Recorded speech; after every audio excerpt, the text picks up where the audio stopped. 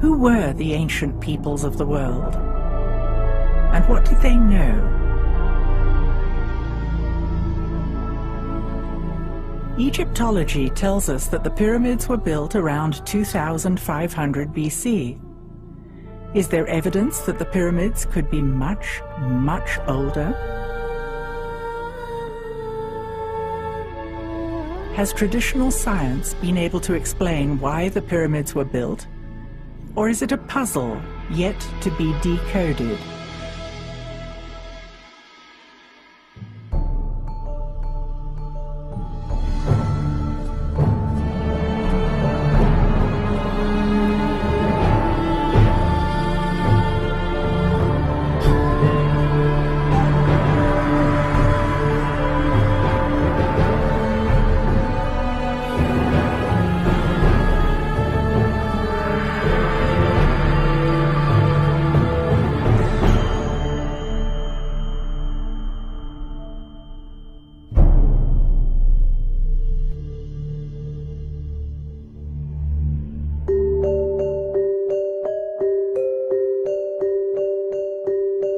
At the geodesic center of the world, at the mouth of the Nile Delta, there are pyramids built by an early civilization clustering at 6 distinct sites. One pyramid is up a mountain. It can be seen from space. Curiously, the inside is open to the air. What was its function?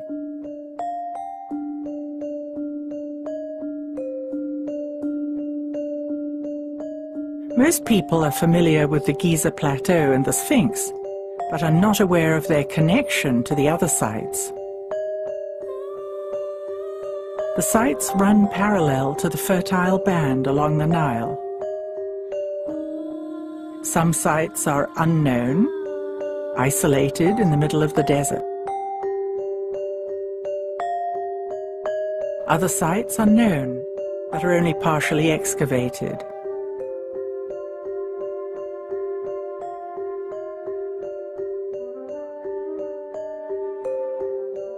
The monumental nature of the sites is hypnotic and stimulates our wonder and curiosity.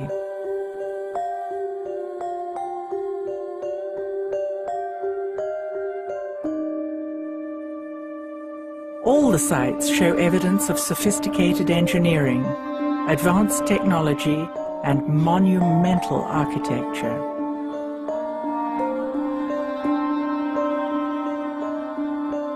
Could the ancients have had an understanding of a superior science? Is it conceivable that there's a correlation between the sky and the ground?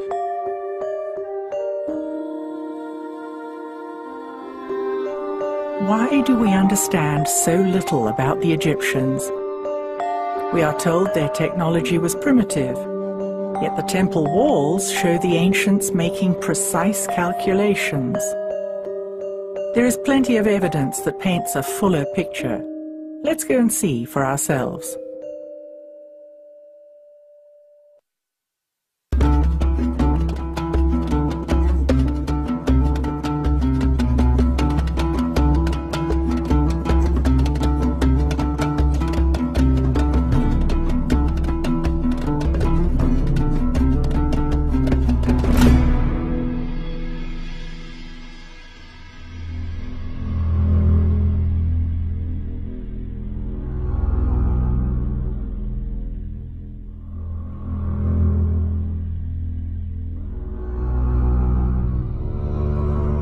So here we are on location at Abu Raush, which is a fascinating site in that it's up a mountain. This is a pyramid like no other, open to the air. This site really debunks the theory of pulling stones with rope to get them up on top of a pyramid, in that the stone would have to come up a mountain before it went up a pyramid.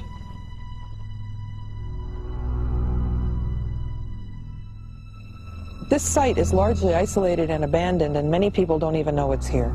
There's no booth, there's no guard, there's nobody up here.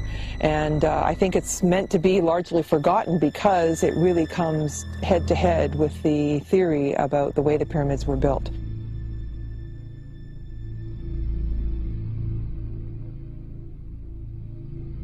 When you look around the site, you see evidence of small stones that are newer, medium stones, and then the ancient large stones.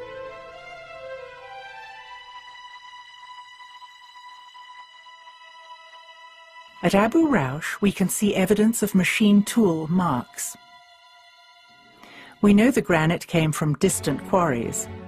The polished, concave slabs of stone could not possibly have been made with chisels. This is not the only example of machine tooling. We're now going to go inside the pyramid. We're walking along this ledge. And what we'll see is there's a passageway here that goes down into the pyramid, even though it's open and exposed. So let's go down.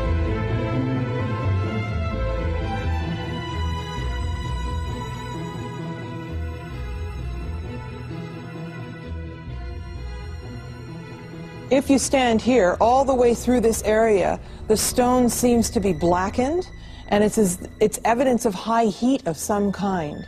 I tend to think this was going on during the ancient times, but it's still very curious. There's a pit here, and the stone's obviously broken, and I think that they were heating something.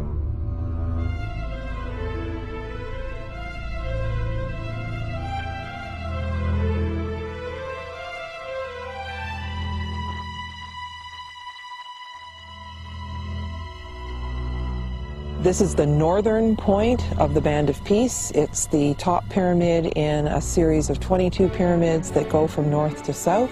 So we're now north of the Giza Plateau.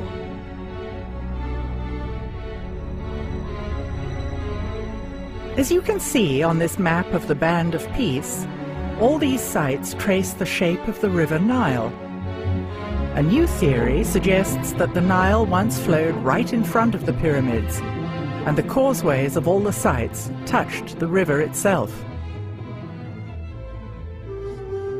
Considering that the Nile is the lifeblood of Egypt, just as rivers all around the world are vital to the cultures living by them, it seems obvious that important sacred structures would be built directly on the river, not 8 miles away from it. How long would it take this river to migrate 8 miles? Looking at geological time provides yet another clue to finding out when these magnificent structures may have been built.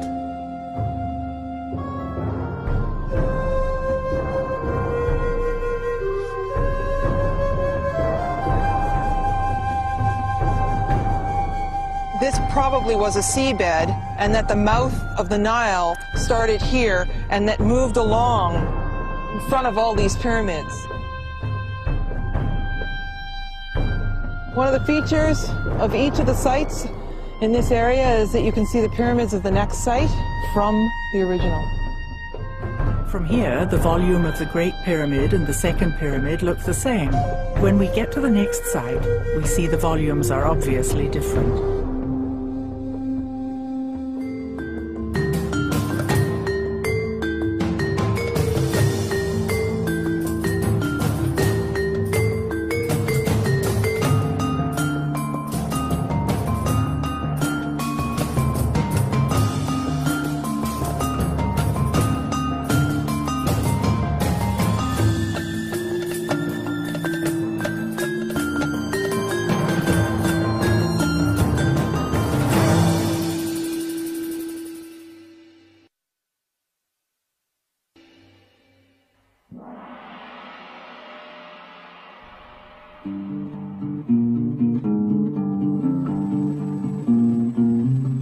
It's hard not to be amazed by the pyramids of the Giza Plateau. The Great Pyramid covers 13 acres. It was constructed of 2.3 million stones weighing up to 200 tons each. must have had a level of engineering science that it was unbelievable. Indeed, they managed to have an order of which they based on this so-called cosmic order, which lasted for 3,000 years. No other civilization has done this. Why is ancient Egypt still so mysterious to us? Are we looking in the wrong place? Or are we looking in the wrong way? We look at everything through our sociocultural context, and so it's very difficult for us to look through that and see another possibility for how life could have been. And we also have to be willing to depart from our own traditional ways of looking at things. That's what's really stopping us from understanding the ancients. We may need to reconsider what we've been told and what we think we've seen.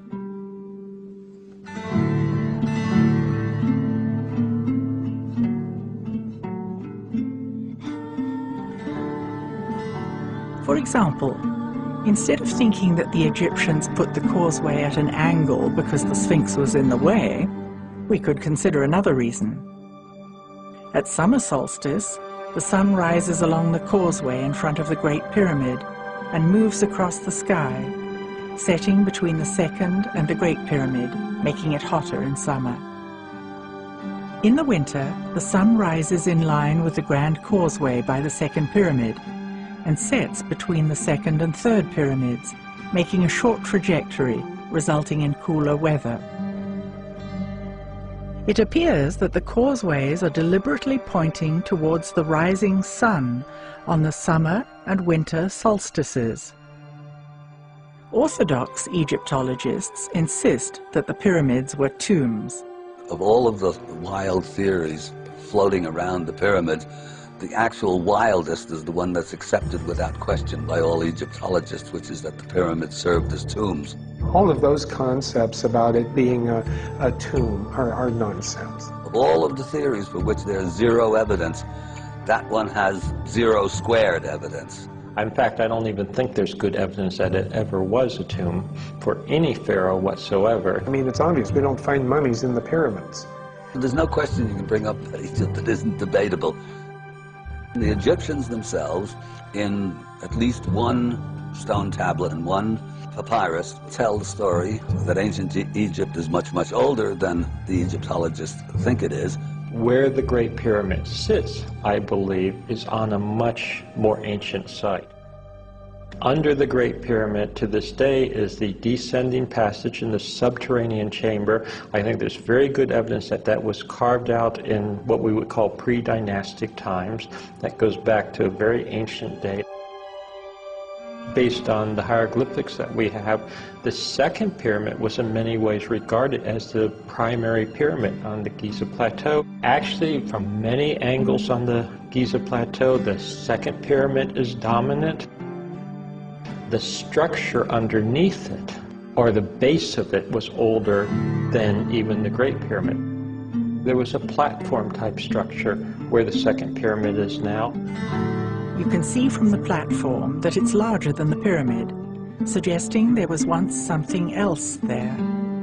Around the base is a ring of granite, red granite, and at least from what I've seen in Egypt, this is something that was often used around the bases or on structures when they were renewing them, they were refurbishing them, they were taking older structures, re-energizing them, rebuilding them. It's demonstrable in that the second pyramid is very definitely built in at least 2 stages, the third built in 2 or more stages. I mean, we really don't at the moment have anything to even provisionally to date them with. With the Sphinx we do.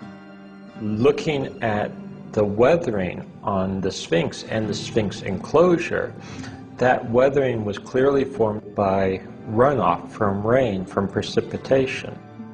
We have the severe weathering, which 99% of the geologists of the world who've heard our evidence concur that it is indeed water weathering and precipitation induced. So it has to have been done by heavy rainfalls in the distant past, and the question then is, how distant was that past? That runoff is coming from up on the plateau. Follow up the plateau northwest of the Sphinx, you ultimately hit the Great Pyramid. The natural topography is the water would run down the back of the Sphinx enclosure, and that's where you see the greatest amount of water precipitation weathering. To have that surface hydrology, you need to have the plateau relatively intact. Now, if you look, currently there's a big quarry interrupting the water flow. So we know that the water flow that was causing that weathering had to occur before that quarry existed. That quarry is well known Egyptologically by inscriptions, etc. That was a quarry that was used when the Great Pyramid was built. So that means that the Sphinx must have been carved earlier. The water was still running down the back of the enclosure wall and causing that weathering before that quarry was a quarry, which means that occurs before the Great Pyramid was built. Basically, we have right there disrupted the traditional chronology. Even Egyptologists agree that the Giza Plateau has a unified ground plan. How does the Great Pyramid display evidence of this correlation? I do think when it was what we would call partially built, it was used as an astronomical observatory. The Grand Gallery, perfectly aligned north-south, opening to the southern sky, would have made a wonderful observational tube, essentially, looking up into the sky. We have shafts pointing to certain stars, Orion's Belt series. We know the stars because they're mentioned in the text. We therefore can use precession astronomy to place the stars back in alignment with these monuments, in this case the pyramids, for example. The Great Pyramid stands exactly at the center of the largest land mass on the planet. Yet, we had no idea of the position of continents until 600 years ago. How could they have known? I've shown that Giza, if interpreted as being Orion's belt counterpart, then the layout of the three pyramids, as they are to the ground meridian, would fit a celestial meridian of these stars at 10,500 BC. They reach the very lowest point in their up and down move. Looking east, you had the Sphinx looking at the constellation of Leo. So you have two major monuments on the same site, looking at constellations that are representative of these features on the ground in the sky. We have evidence that they did it, and the alignments were there. Now, could the pyramid builders have been aware of these alignments? Or why not?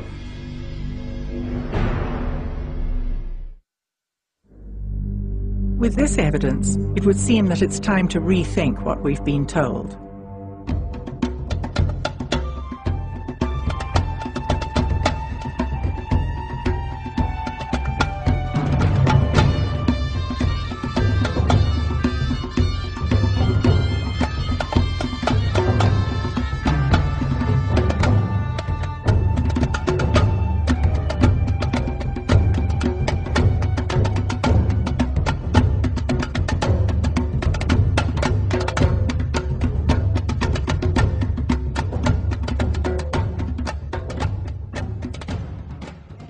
Here we are at Abu Ghurab. You can see that there's no road, no ticket booth, no nothing. This is a very isolated area. And we're going to walk through a mango grove. If you were to get on a camel and ride south from Giza Plateau, you'd come up over the sand dune and see these other pyramids. So as we approach up here, you see a pile of rubble, but really what it is the base of the largest obelisk that ever was in Egypt.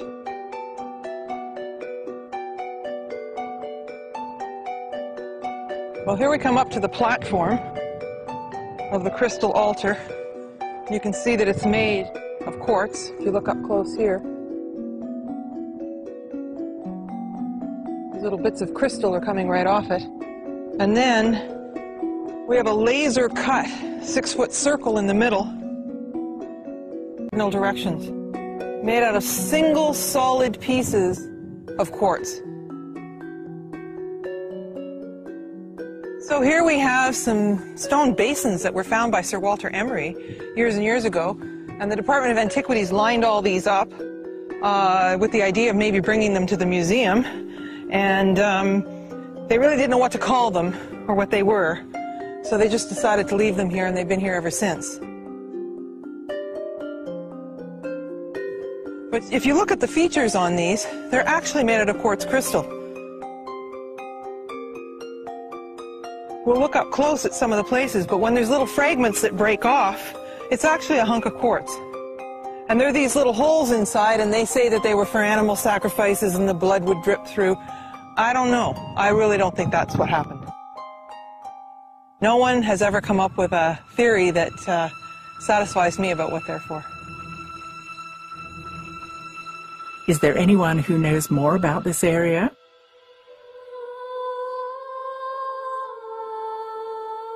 Hakim Awiyan is an indigenous wisdom keeper who was born in the village of Abu Sir. He trained in Europe as an archaeologist. Hakim lived his whole life in the area known as the Band of Peace.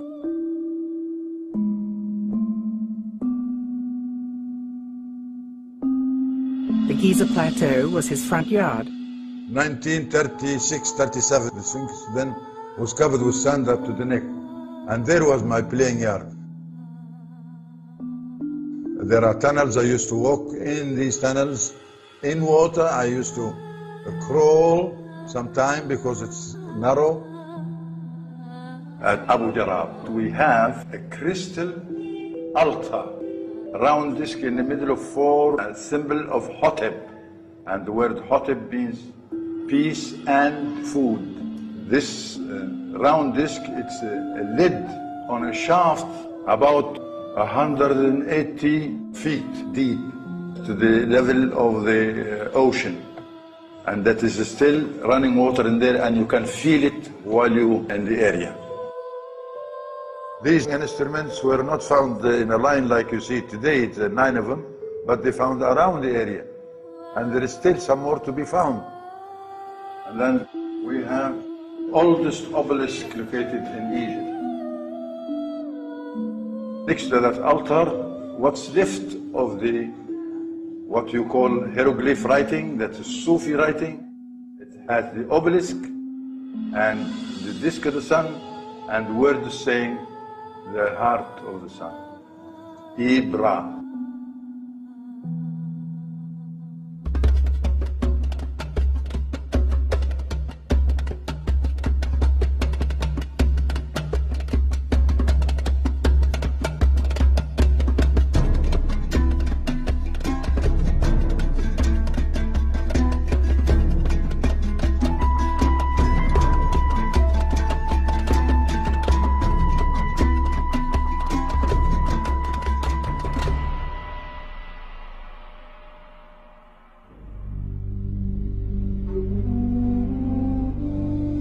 Arriving at Abu Sir, we can imagine the ancient priests and priestesses who trained as high-level initiates here.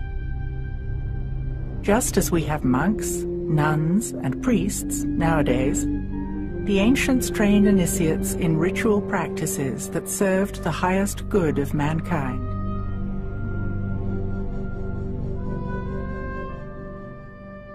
Here we are at Abu Sir, and it's very obvious. You can see the old riverbed. You can see the pyramids of Saqqara and the pyramids of Giza from here. But more importantly, you can see the old causeway, and you can imagine that boats used to come along the river, and then the high-level initiates would just step off the boat and walk up the grand causeway and through the pillars into the temple, which is in front of the main pyramid. Spiritual connections would nourish the initiates, instilling a sense of peace and purpose. These elegant columns are carved from solid granite.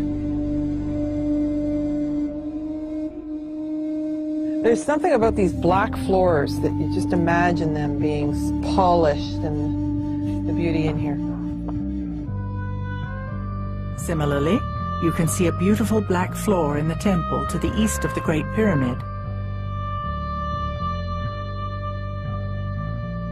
The rituals of ancient Egyptians were dictated by the stars. For example, the ancients tracked the movement of the most prominent star in the night sky, Sirius. Through watching night after night, season after season, they realized that this star would drop below the horizon and remain out of sight for 70 days each year. Its return was awaited with anticipation because it coincided with the flooding of the Nile. Now, what happens during those 70 days? Well, if you observe the sky, you will notice that the sun reaches a certain point in its apparent cycle along the zodiac. It's somewhere above Orion at the beginning of the 70 days. And it drifts approximately a degree every day towards the constellation of Leo. So the 70 days are bracketed by Leo at a point somewhere above Orion.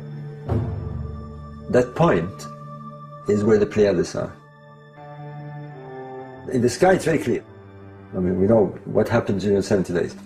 Now, assuming on the ground that the three stars are represented by the three pyramids of Giza, and that the temple of Heliopolis represents the constellation of Leo, then you have another feature. You have the Nile that separates them both. Similarly in the sky, the sun at the beginning of these 70 days is about to cross the Milky Way and head towards Leo. So if you take the three stars of Orion's belt as being the three pyramids, then you have a scale. You know their distance, and therefore you know the stellar scale that you're talking about. And if you use that scale, you work on the same scale, then the position of Abu Sir fits the Pleiades. And surprisingly, there are 6 pyramids there, and there are 6 or 7 stars there, and they seem to be in a cluster. And indeed, the sun's path is just below the Pleiades. It's not through them, just below them. And odd enough, we find the sun temples just below the Abu Sir pyramids. So we've got sun temple to sun temple. I now call it sun stations. It looks like these were the stations that on the ground the solar king performed these 70 days rituals. A bit like the stations of the cross. So you can see them in a much more archaic and grandiose way. The king went along to these stations, if you like, to perform his rituals, his passion.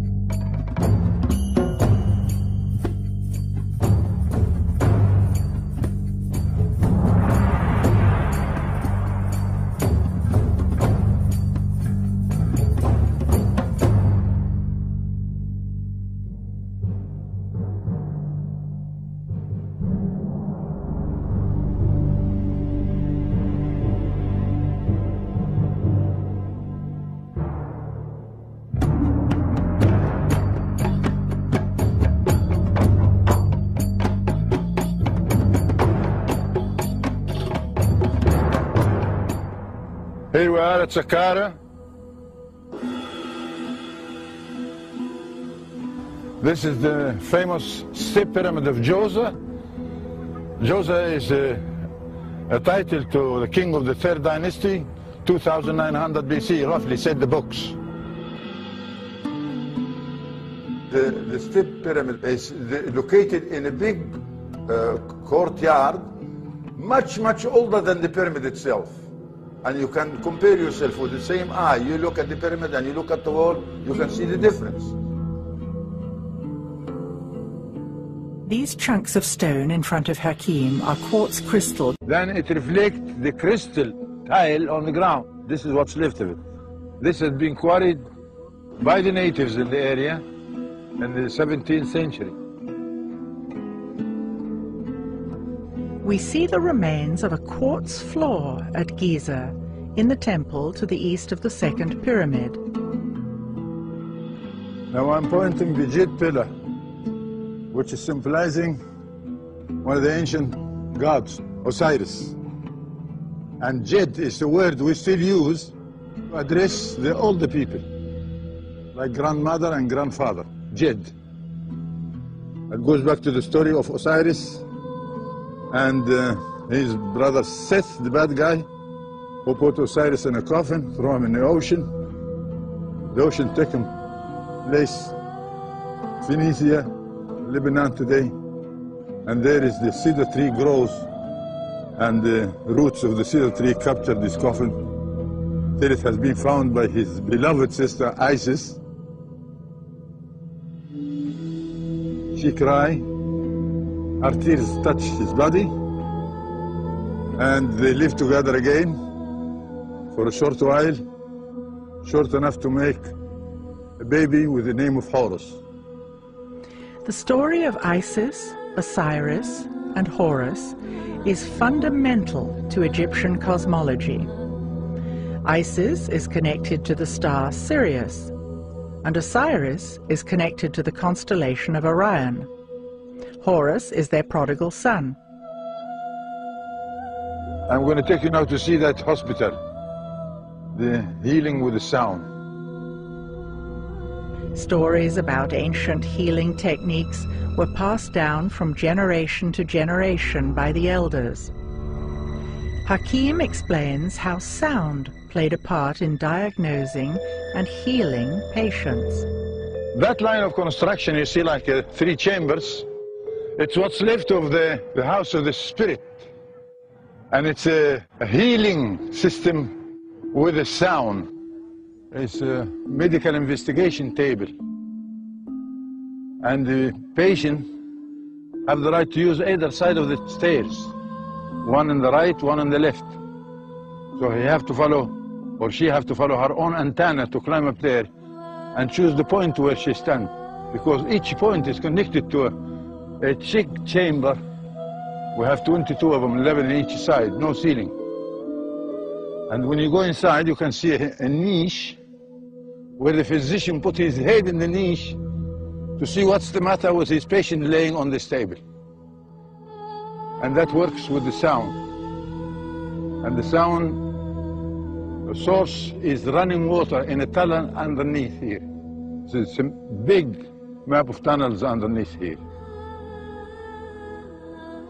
Let's consider that the pyramid sites along the Band of Peace are sophisticated harmonic structures, not only mirroring positions of the stars, but designed to replicate harmonic cavities of the human body.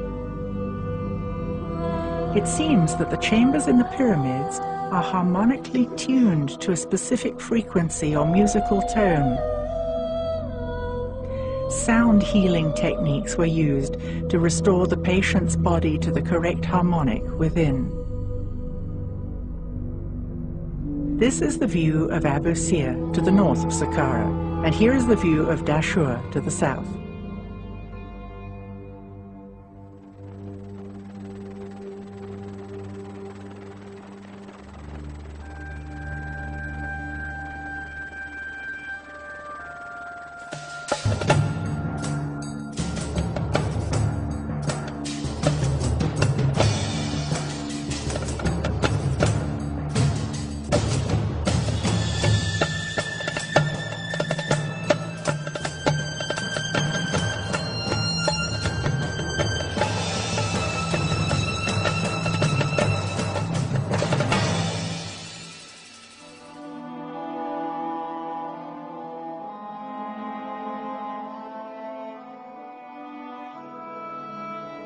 Here we are on location at the Bent Pyramid.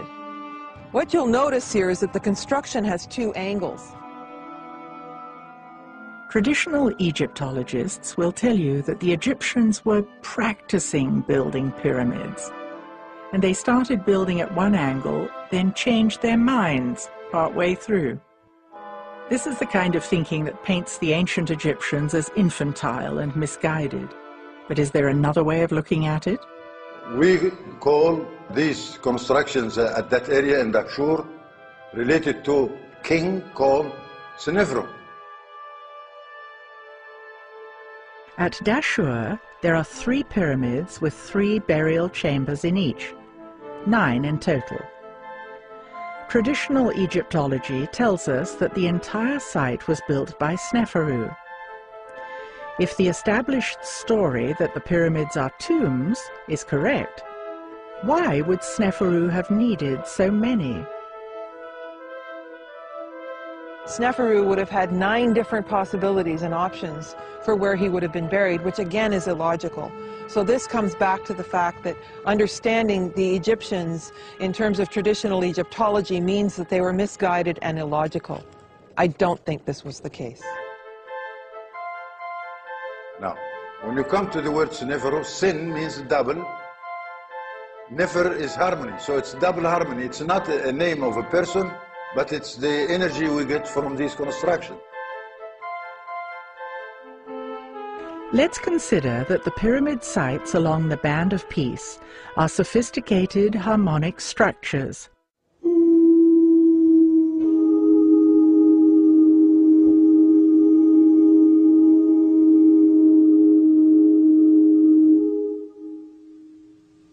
It seems that the chambers in the pyramids were harmonically tuned to different frequencies or musical tones.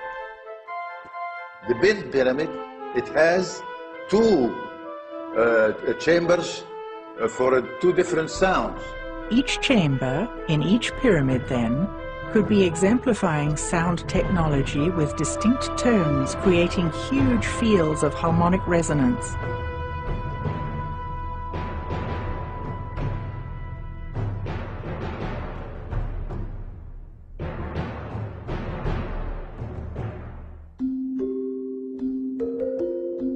At Dahshur, we have the Red Pyramid and the Black Pyramid.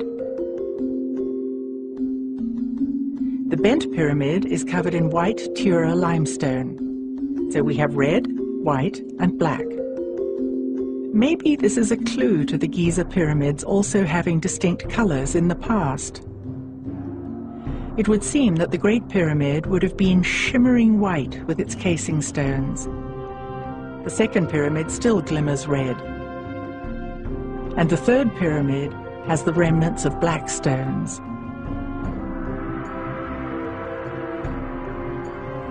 This is the old riverbed where the Nile flowed in times past. Here is the Black Pyramid. Egyptologists say the pyramid builders were experimenting and they miscalculated, so the pyramid broke apart. Could there be a different explanation? Another pyramid with similar construction, 100 kilometers south of the Band of Peace, is known as the Maidum Pyramid. Today, when you walk around Maidum Pyramid, you will find out that on the ground is a coat of black color flint. And the evidence is this. When you pick up one of these flints, you see it's black at the top and the bottom is a different color. And there is a catastrophe happening over there. I want you to look at the ground. You can see a coat of smoke affect the flints on the ground. Maidum is not the only place that looks as though there was an explosion. Look at this giant crack in the solid stone of the Red Pyramid. It would have taken a huge force to crack the solid rock. There is a crack in the subterranean chamber in the Great Pyramid. And there is another one in the Grand Gallery. There are weird chemical burns in the Red Pyramid. What could have caused these? Old photos of the King's Chamber in the Great Pyramid show the stone as black. The room was cleaned and restored, and now we can see the walls are pink granite. The granite sarcophagus has a broken corner, and the wall next to it has a giant crack. The granite sarcophagus has a broken corner, and the wall next to it has a giant crack. What kind of force could have caused this? Is the Department of Antiquities erasing evidence under the guise of restoration? Where did we get the history of Egypt? Herodotus was a Greek historian in the 5th century BC. He wrote from his perspective with help from local people, and we have been repeating it ever since. It's a fake story. I want you to know yourself, to wake up, to wake the senses and look carefully what you are looking at. What have you seen of the pyramid today? That's what's left of it. Being abused. People quarry stones from there. Anybody can go and pick up stones and to build a church, mosque, house, palace. It's not taken good care of by our Minister of Culture and Antiquities Department. I have to say this. The story leaves many questions unanswered.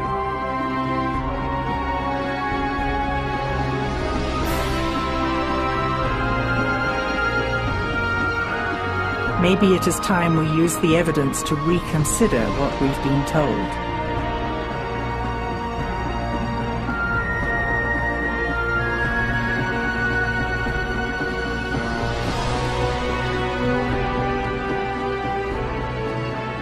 We need to look with fresh eyes and use a different time frame to reconstruct the story of ancient Egypt.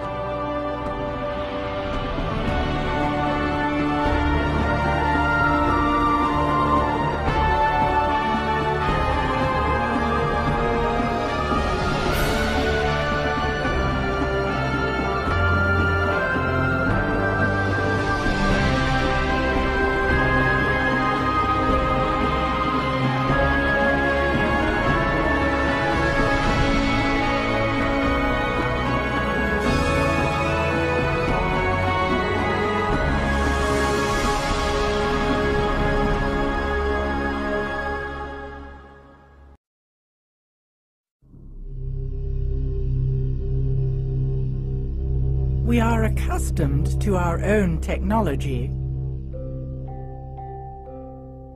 and find it difficult to recognize that the ancients may have had sophisticated technology of their own.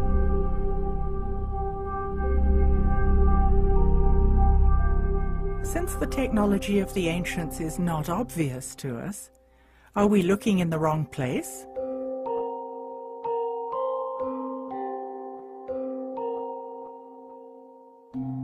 Could it be they had power systems, but they were entirely different from ours today?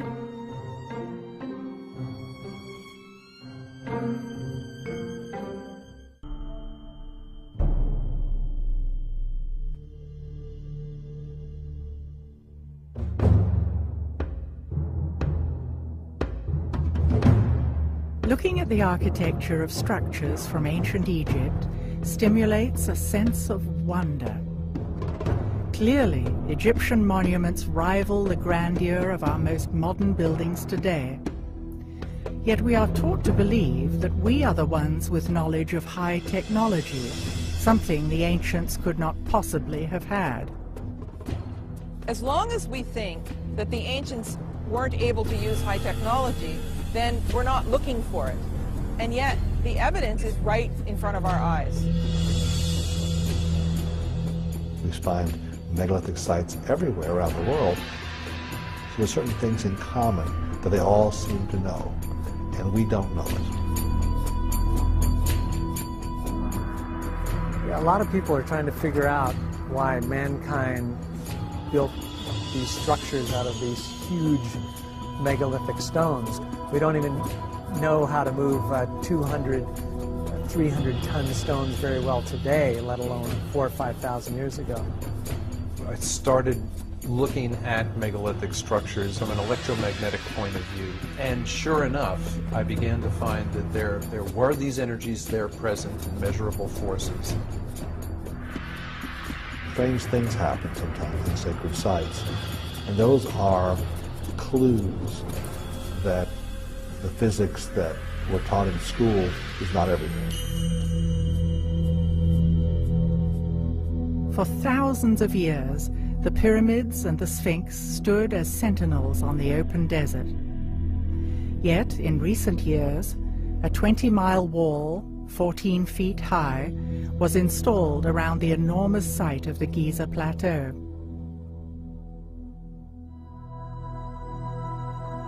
There are about 100 armed guards patrolling the pyramids at night. Applications for investigative academic research, while entertained initially, are almost all routinely refused. Unlike in times past, tourists are now being restricted from taking photographs in the Egyptian Museum. The monuments of Egypt are World Heritage Sites. Why is access and legitimate scientific research being systematically restricted? Much of ancient Egypt remains undiscovered. Satellite images show traces of buried structures that are still not excavated. In the name of protecting sites, are Egyptian authorities preventing us from learning the truth about our ancient past?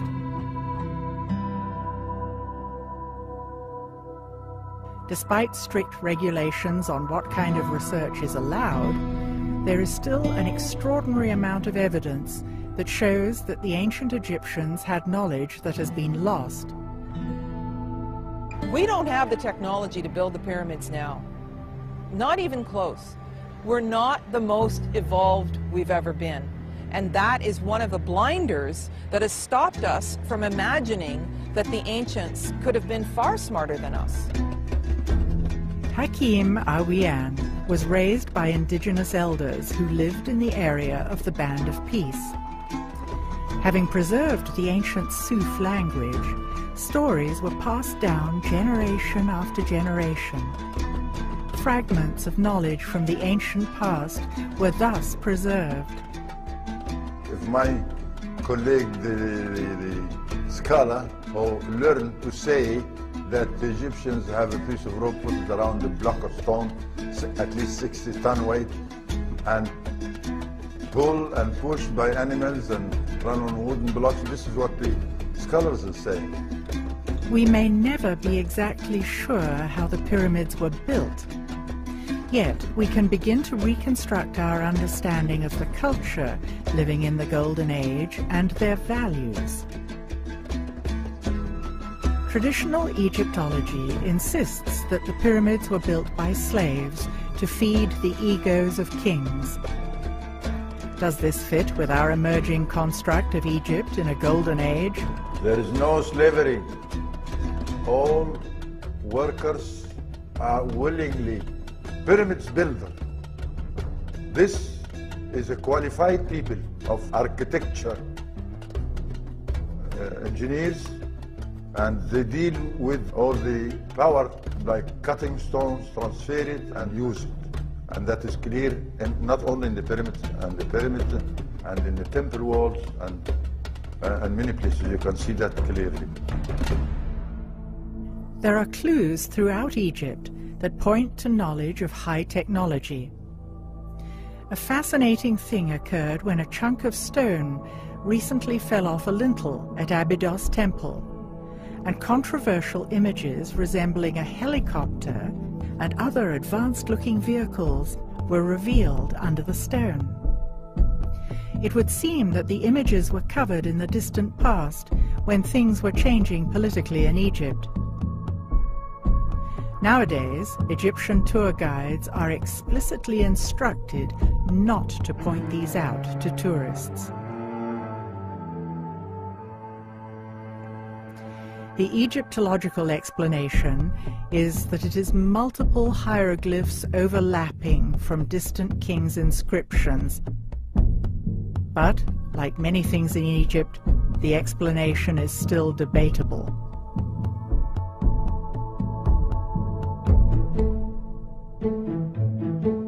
Another controversial object that Egyptologists merely deem impossible is the artifact commonly known as the Baghdad Battery, that generates a mild electrical charge.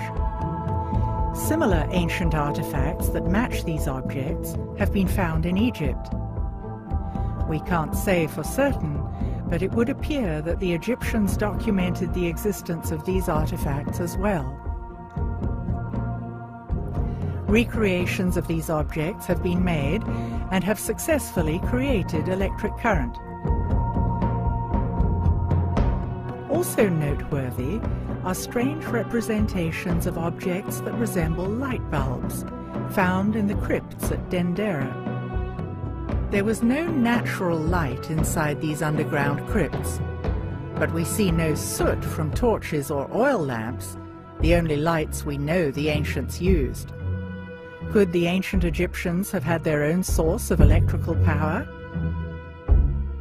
If nothing else, the ancients had to cut, move, and lift massive stone blocks that would challenge our engineers today. What was their secret? We automatically assume that ancient structures are for ceremonial and religious purposes. Maybe the pyramids served a completely different function than previously imagined. There's been lots of speculation about what the pyramids were actually built for.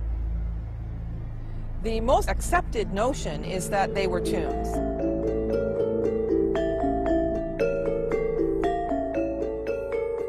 Much more complicated situation with the Great Pyramid than most people understand or most people believe, including a lot of Egyptologists who see it simply as a tomb for the pharaoh Khufu. That idea is childish for the following reason. I mean, it's obvious, we don't find mummies in the... And of course, not finding a single mummy in any of the pyramids doesn't seem to deter the people who think that that's what they were for. Yes, there's something that's sometimes referred to as a stone sarcophagus or copper in it, a beautiful granite structure, but that doesn't prove definitively in my mind that it was ever actually used for a tomb. It may have been used for many other purposes. Pyramids were built not as a tomb. There are some pyramids built in a different construction, like the one in Saqqara State Pyramid, that is tomb. Look at the obvious difference in construction between the Step Pyramid and the Great Pyramid. The difference in style of construction would logically indicate they were built in different time frames. The buildings we know to be tombs, like the Step Pyramid at Saqqara and the flat-topped mastabas also at Saqqara, are very different from the smooth-sided pyramids at Giza and Dashur. Typically in Egypt, older constructions are built of larger stones. New constructions are built of smaller stones. Also, in archaeology, older structures are deeper. Newer structures are found closer to the surface. Every other tomb that has been found is highly decorated with names of the occupant. The inside of these pyramids seems solely functional and not decorative at all. But if we stop altogether and say, okay, if they weren't tombs, what were they? What are the biggest structures that modern man builds on the planet? The biggest, most awe-inspiring structures we create are hydroelectric dams. Why are we willing to invest such awe-inspiring amounts of labor and effort in constructing those? Because we know we're going to get a very valuable physical return in the form of electricity. And by comparison, I wonder if the ancient megalith builders weren't willing to invest such staggering amounts of resources by even smaller populations because they knew that they could get something very physical and worthwhile back from it. People are fascinated by Egyptian monuments. and some report the energy is palpable at these sites. Is it possible to confirm this energy through scientific means? What I've been finding in the last 20 years of research, a lot of experiments have been done that show that there's a certain type of energy that does not exist in our current science. It's unknown with our current science. We call it subtle energy. Well, this is a whole new trend of thought in looking at ancient structures, that maybe the ancients understood subtle energies.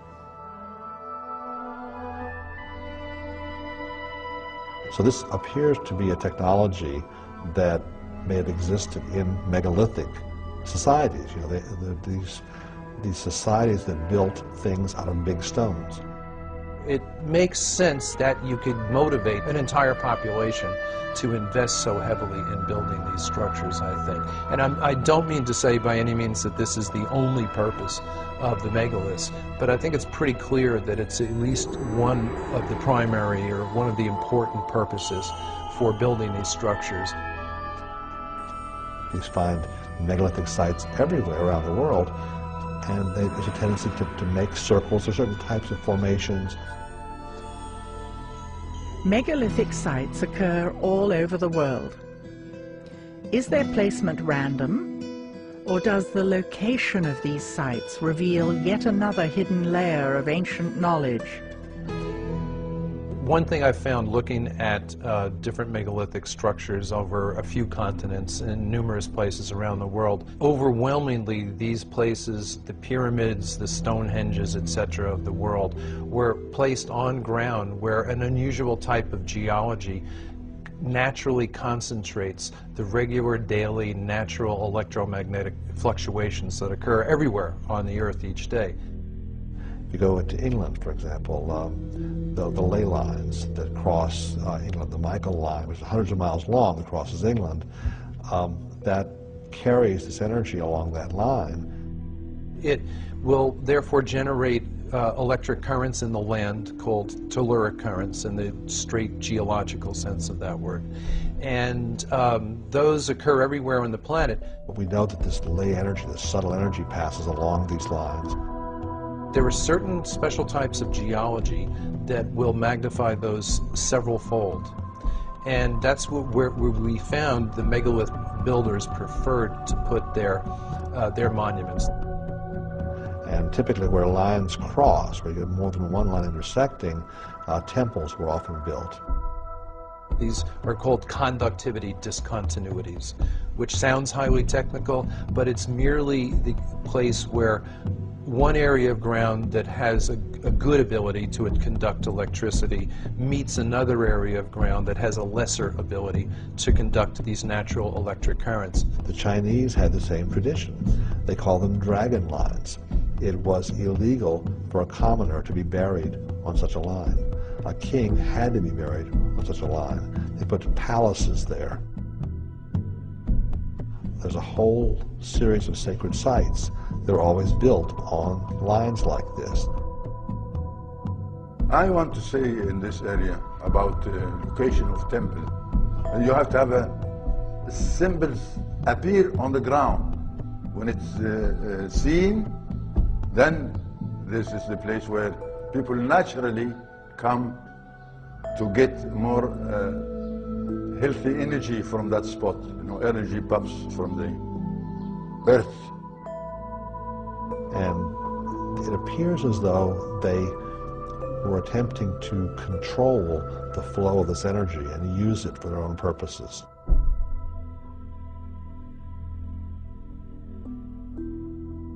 The key hours, unfortunately, are the pre-dawn hours. If you really want to study this, you've got to get up at 3 and get out there very fast.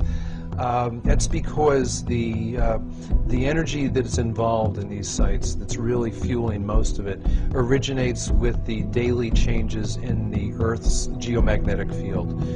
It's strongest during the day, weakest at night.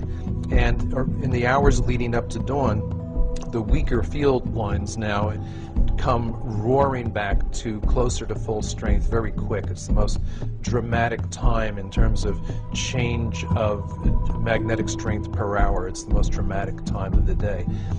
And wherever you have a changing magnetic field occurring, you are generating electric current in anything present that will conduct electricity. It's a simple principle of physics known as induction, and it's a universal. Normally, in everyday life, we don't ever see large concentrations of this energy. Normally, it'll show up at, say, mountaintops, at sacred sites. You'll feel a certain calm, a certain peace. Sometimes people in those places report mystical experiences. They'll see into some other dimension, okay? They'll see into some other time. The Chinese have known about this for a long time, and they call it qi. The Hindus, in their ancient texts, call it prana, and the yogis, that maintain a very ancient tradition, use it. It affects a variety of different processes. Electricity and magnetism has a strong effect on that. So it modifies all the other laws of physics. When you look back on how sacred sites were chosen and buildings like the pyramids were constructed, the suspicion arises that they understood quite a bit more about this stuff than we do, and they may have been using it in their engineering. Then the megalith builders designed these structures and then built them in such a way as to further concentrate those energies. So they definitely seem to have known what they were doing. We are not used to things built out of stone being high technology. It is clear that several different kinds of stone from a variety of sources were used to construct Egyptian monuments.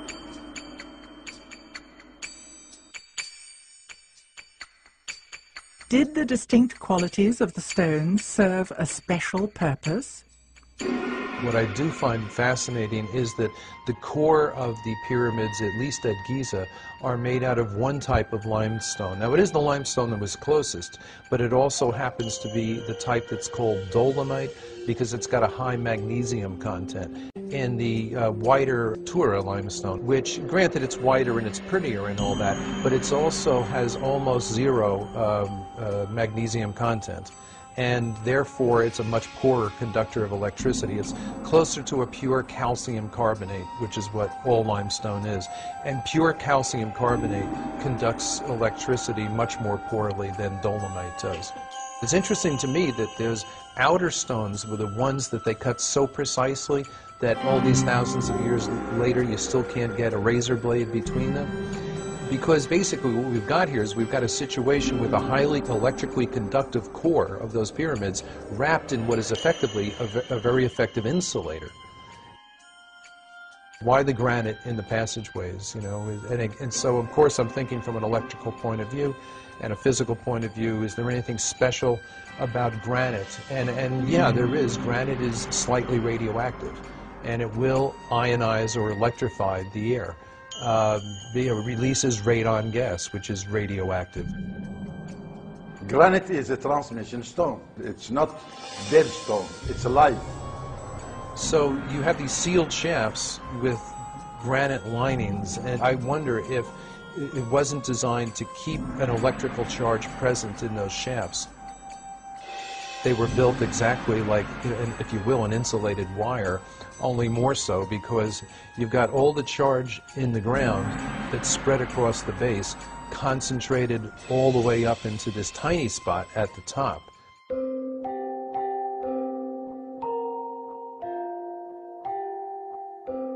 We find similarities in three different constructions. The one at Giza here, Valley Temple, and one at Abydos, and another one abroad in England, the Stonehenge. Same material being constructed with, and same way and same technique. But the construction there, it's built in addition to have the water, because it's water bed. It's a huge water bed, and it's still working, still producing water. In Egypt, you do have a similar situation to England in that you have limestone aquifers under the monuments. An aquifer is an underground layer of porous, water-bearing rock. Water flows through the aquifers as rainfall, or when rivers and lakes flood, the water drains into them. And movement of water through limestone or chalk aquifers is known to produce electrical charge by two different processes that are self-reinforcing. And I've personally measured this for a week at a stretch at Silbury Hill in England, for example. Right before and after thunderstorms, as the water is sinking into the ground, we measured the increase in ground current, the change in the magnetic field as that happened, etc.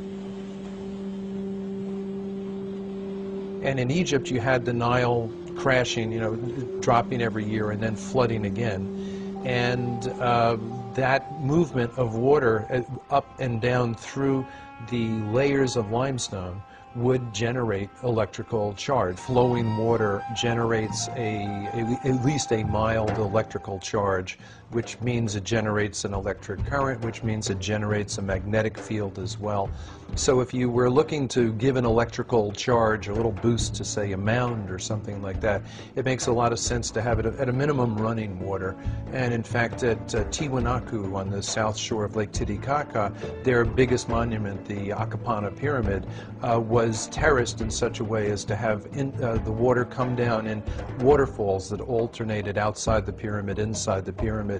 But that kind of falling water generates enough electric charge that one of the common school physics experiments is you can, in your own sink at home, if you can divide the stream of water coming out of your faucet into two separate streams, you can take a little LED indicator light and put it between the streams, and it'll generate enough electricity that maybe every 20 seconds or so the light bulb will come on.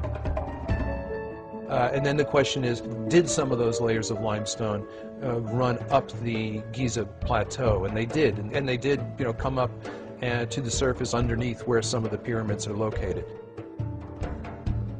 The idea would be that it would be the rising and falling of the Nile that would produce this electric ground current by moving through the different layers of the limestone aquifer.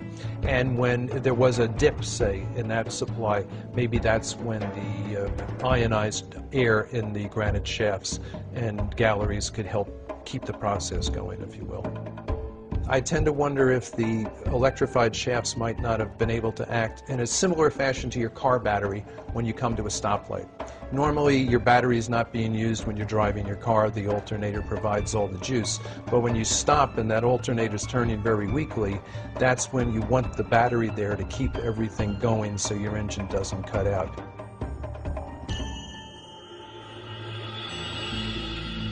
So you've got this concentration of negative charge from the ground at the peak of the pyramid or mound, and a concentration of positive charge above it. And if those two become strong enough, you can start to get brush discharge, which would mean it would glow, like ball lightning, for example. It's a theory.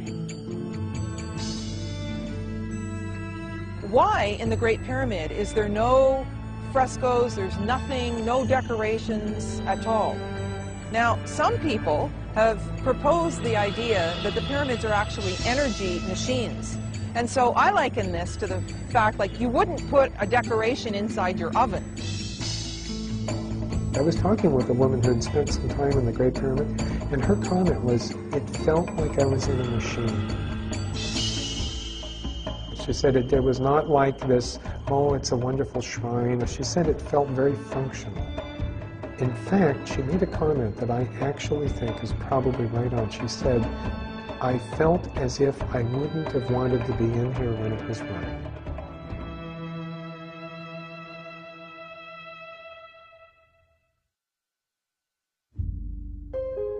Invisible, subtle energy occurs around us all the time and is measurable by science. We had noticed a lot of people showing us photographs from megalithic sites that disproportionately often seem to have these balls of light in there, usually flash photos. Orbs are often written off as dust or other particles in the air. But that does not change the fact that they seem to occur more often in particular places at particular times. At Tikal, at the top of the most energetic pyramid that we found down there, we took a lot of flash photos during the course of our 8-hour stakeouts, which would run from roughly 3 a.m. till 11 a.m. And on the pyramids that were electrically dead, that had no juice, nothing going on, which were the big fancy ones, but the most recently built ones, we would take photos and find out eventually when they were developed, no orbs, no glowing balls of light. But on the oldest pyramid down there, where we did work and got all kinds of results, that was 1,200 years older than the big fancier ones. In that case, the photography we got back from our own simple flash cameras, they were literally choking the screen with these balls at the period at which the air had its highest in electrical charge. And on the strongest day down there, I was recording electrical charge higher than I've recorded even in thunderstorms back home. We don't know what orbs are, but our personal guess is that they're balls of ionized or electrified air that will tend to hang together. A good analogy would be ball lightning, where it's simply so electrified that the molecules are excited enough to glow. Other evidence shows that there is energy occurring naturally everywhere on the planet that our science knows about but seems to ignore. Nikola Tesla sought to provide the world with free wireless electricity for everybody on Earth. He discovered that electricity occurred naturally throughout the Earth's atmosphere and ground. The telluric currents in the ground that John Burke discussed, and the electricity present in the ionosphere in the atmosphere, which is ionized by the sun. He also created and developed ways to harness those energies. Tesla, who teach Nikola Tesla to get to that power of electricity? And he didn't invent it, it's already there, but he know how to use it. And not only that, he did not take an advantage like Mr. Edison. Tesla wanted to harness the natural energy that exists everywhere on Earth and make it free to the public. Edison endeavored to produce and distribute electricity by creating a regulated monopoly for profit. He became rich and the people more light into their homes. Yeah, so Nikola Tesla, he's the one think of how to use this energy. Between 1901 and 1917, the Tesla Tower was built on Long Island as a wireless broadcasting system for telephone and electrical signals. Interestingly, it was constructed on an aquifer with descending passageways and tunnels beneath it. At the time, few understood how it worked. Tesla's funding was ultimately dropped by J.P. Morgan because Tesla wanted the wireless electricity to be free, and therefore J.P. Morgan couldn't make a profit. So even though Tesla's genius was seen by many, he was still driven into obscurity. The energy to create free wireless energy has always existed on our planet, and still exists today. And it's not only energy on our planet, there's plenty. Rivers are flow by energy, tsunami is energy, frequencies are energy. If we have the electricity now, it's based on explosion energy. Now, the sound energy based on a technology different from the explosion energy, and it's known as implosion energy. This energy was not the kind of energy that we have that pollutes. It was a completely passive energy that had no byproducts. The energy we use today is generated by combustion and is non-renewable. It is called explosion energy and leaves exhaust and pollution. Our system all over the planet today is based on the explosion energy. That's why the petrol is too expensive. In contrast, implosion energy, like solar panels and wind power, is clean and renewable. We are beginning to realize that we need sustainable energy. Implosion energy, very simple. All what you need is the beam of the sun on a running water. Not just running in a straight line, but in a zigzag. And that's, you find all the tunnels are in a zigzag form for such a purpose. In addition to the limestone aquifers underneath the pyramids, there is evidence of a network of man-made tunnels.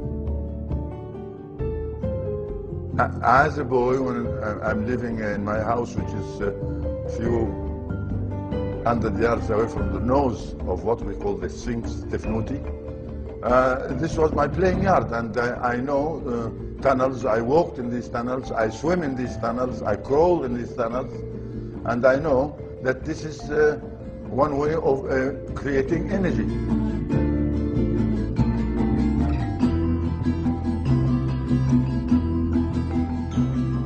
Now this is cost nothing. I mean, all what you need is a beam of the sun reaching the running water underneath the tunnel, and you can see that there are many openers in each tunnel permit this sun beam reach the water. And when it does, then the energy is there.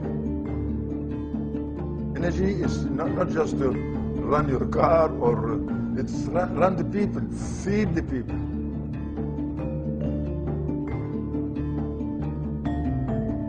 If the pyramid fields of the Band of Peace and the network of underground tunnels are still there, why don't they generate energy the way they used to?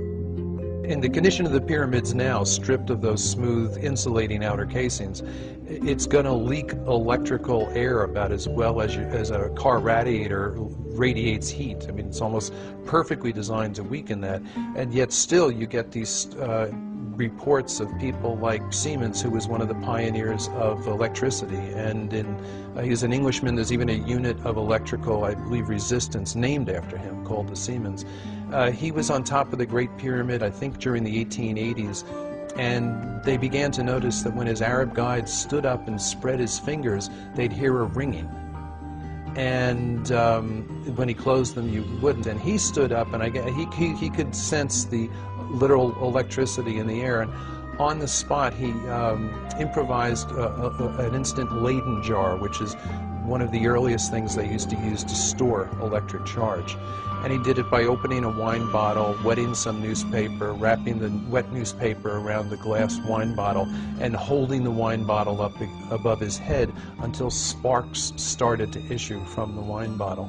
And at that point, his Arab guides started accusing him of things like witchcraft. They got into a physical struggle, and he accidentally touched one of the guides with the charged wine bottle, and it knocked the man to the ground and unconscious for a short period, after which they took off down the pyramid. But there was, in other words, a professional scientist familiar with electricity in its rudimentary but accurate forms, sensing exactly that, even in this ruined condition that the pyramid's in today. Yeah.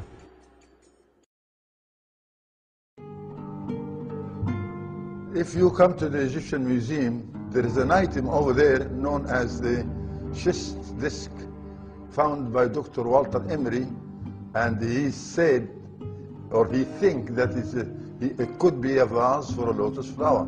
No. The schist disc was found at Saqqara in a burial chamber that no one is allowed to visit. Other goods found in the chamber were simple ropes, pottery, and grains. The disc shows clear evidence of sophisticated technology in the way it was built, and it seems out of context with the rest of the grave goods. Is this the original context for this artifact? Or is it possible that it has had a long journey over the last several millennia, and this just happened to be its final resting place? Look at this hollow stone tube. It looks as though the schist disc could fit over it.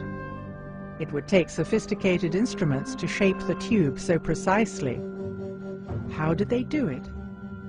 To cut the stone.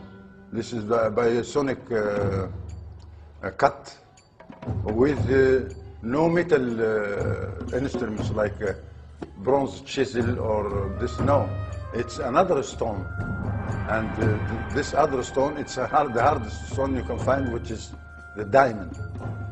There are pieces of stone lying around that show concave shapes that actually have the machine tooling marks on it. The evidence of the high technology is right in front of us. Look again at these quartz objects. Aside from their unique and amazing shapes, could they have had another purpose? Today, quartz crystal is used as the basis of all kinds of modern technology. It is most commonly used in crystal oscillators. Technology uses oscillating frequencies from tiny quartz crystals that vibrate at certain speeds, with a signature vibration for each device. AM/FM radios, CDs and DVDs, computer processors and Ethernet rely on quartz crystals. Could it be that the ancients were tapping into this technology and using it on a much larger scale, in a way we can only begin to imagine? Of course, we can't say for certain, but based on what we've seen, we can theorize. Energy can be created and manipulated in many ways. It is the lifeblood of a civilization, and therefore an important resource. In Egypt, there are 67 constructions all along the Nile like sails. And for those who has the eye, they can tell from the shape of that construction. The straight form of angles, that is a pyramid or a construction for energy, a plant for energy. That's what we have. A theory that's always struck me, that they were intended actually to somehow or another spiritualize the whole civilization. In other words, to provide a widespread, high level of energy that people needed because a descending age was upon them. And I believe what the pyramid and other certain other structures were constructed for was to basically act as a kind of the equivalent of a street light. You know, if you're in a neighborhood that's maybe not the nicest neighborhood, and it gets dark at night, you like to have bright lights go on. And that's effectively what the Great Pyramid was. Now, these were not lights that illuminated it so that people could see where they were going. It was basically a device, a generator for, if you will, broadcasting and transmitting throughout the planetary structure a type of field which uplifted the entire humanity. And maybe those pyramids were built in some sense or another to stay the decline. Let's call them in some sense or another spiritual granaries designed to somehow store an emotional or spiritual or psychological or some sort of energy that was needed to keep people from becoming the total barbarians that they subsequently became. We had the ability to basically prop up humanity for a while using the system, but what we saw was the street light eventually went out.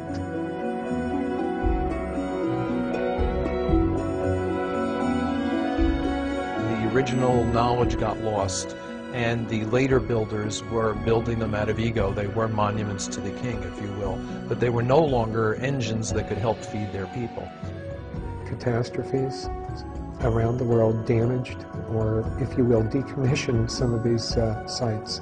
So some of them went offline, just like a power plant going offline.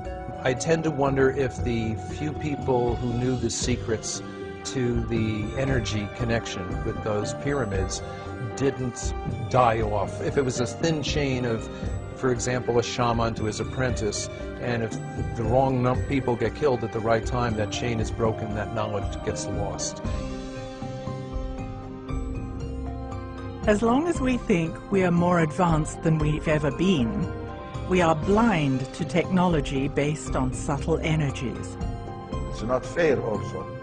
It's not fair to deny what you can see and touch by your own hand. This is all needed, a technique, and we have that technique still. But nobody wants to listen.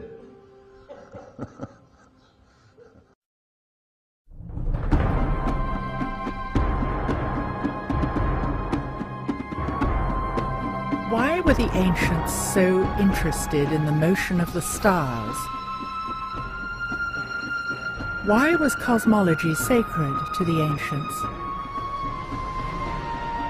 Pondering the history of ancient Egypt, we typically think of the mysteries of the pyramids and the grandeur of the temples. But where did it all start? Do we know how long ago the ancients began tracking the stars? Could there be lost worlds buried beneath the sands?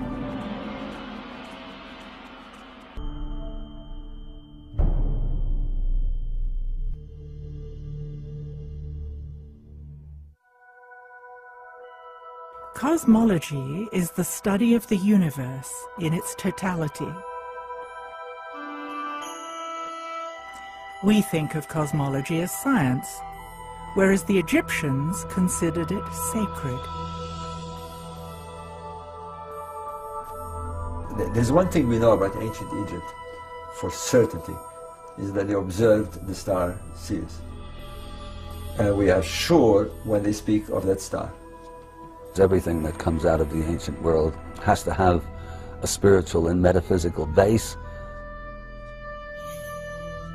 The ancients, and the ancient Egyptians in particular, but probably ancient civilizations more generally, saw themselves, humanity, us, as tied in with the bigger environment, the cosmos, the bigger picture. They built monuments and they aligned them. But what for? And do their belief systems have validity today? If we want to decode Egyptian symbolism, we should look for clues in the ancient language that Hakim learned as a child from his elders, living along the Band of Peace. Looking at the many images left by the Egyptians, we have assumed that they were obsessed with death. Turning to the ancient Suf language, however, we learn that they didn't even have a word for death. They called it westing. We have no word of death in our culture. No word death. And to express this operation of death, we say westing. You know, going towards west, like the sun rises from the east, and it's westing. So there is no word of death here. We believe in resurrection. If the sun sets in the west, the resurrection happens in the next day when the sun rises in the next day. So the deceased believe that it's just like the sun. The Egyptians obviously had a very different worldview from ours today. They believed in the afterlife and the soul's immortality. Was it possible at all that they had found some sort of science of immortality, for example, we call it? As crazy as it may seem, they seem to be very, very convinced that they knew how to send the king to his cosmic world. Those stellar gods, of whom the king believed that he himself would become one stellar god after his death, constructed monuments and performed rituals that mimic the events that they saw in the sky. It sounds against all the tenets of our scientific beliefs, but we have to see why they were so convinced. The ancient Egyptians perceived the land as a cosmic environment, that it followed the activities of the sky because they believed them to be running in parallel. And they had reasons to believe that. One of the main reasons was the cycles of the Nile. The Nile was the lifeblood of Egypt, and it performed a cycle which followed the cycle of the sun and the stars. It's not surprising at all that they associated the reappearance of the stars with the rebirth of the Lion. Essentially, the star religion, if you like, boiled down to one important aspect, that it somehow could help the king become a spiritual being and return to the cosmic world in a specific place with Orion and so forth. How they thought they were going to do it is by looking very, very carefully at what happened to the stars. And the stars perform an annual cycle, but those of Sirius and Orion give us a curious cycle in that they disappear, or they appear to disappear. But if you watch a star over the course of the year, you'll find that there comes a time when it is very low in the west at time of sunset. So the sun sets, and as it gets dark, the star appears just for a few seconds over the west. If you come the next day, you will not see that star. And for 70 days or so, the star has gone. It seems to have gone under the earth.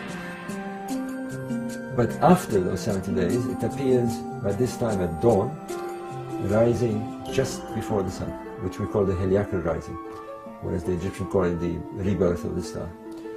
So in their mind, something happened. In their mind, the star went in the underworld, stayed in the underworld for 70 days, and then by magic popped up again, was reborn again in the east. That's the pyramid text. The pyramid texts mimic this site. At the ancient site of Saqqara, we find the pyramid texts, the oldest known religious texts in the world. Covering the inner walls of these small pyramids are thousands of hieroglyphs showing knowledge of celestial mechanics and cycles of time.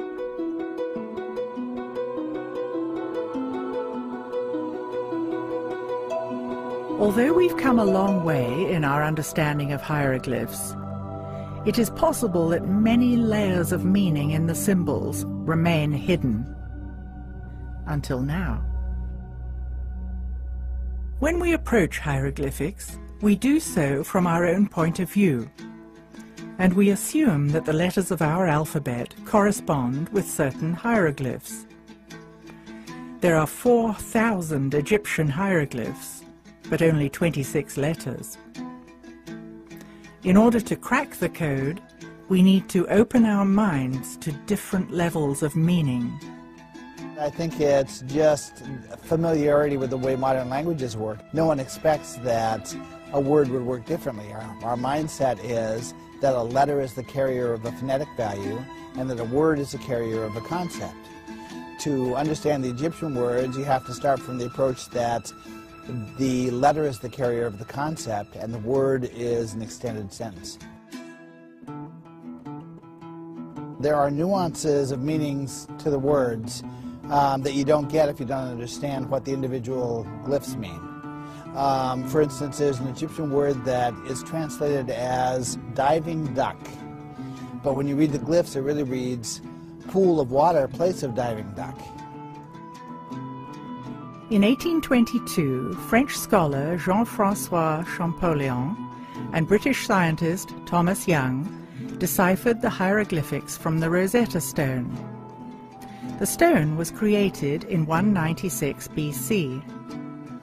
It showed the same text in hieroglyphic, Greek, and Demotic Egyptian on the one tablet.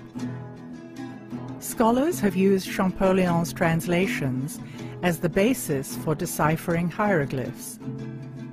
Could Champollion have missed subtleties, or even withheld some information? One biographical study of Champollion said that he delayed for a very long period of time before producing his translation because, in the words of the study, he clung stubbornly to the idea that an Egyptian glyph might mean something more than just a phonetic value.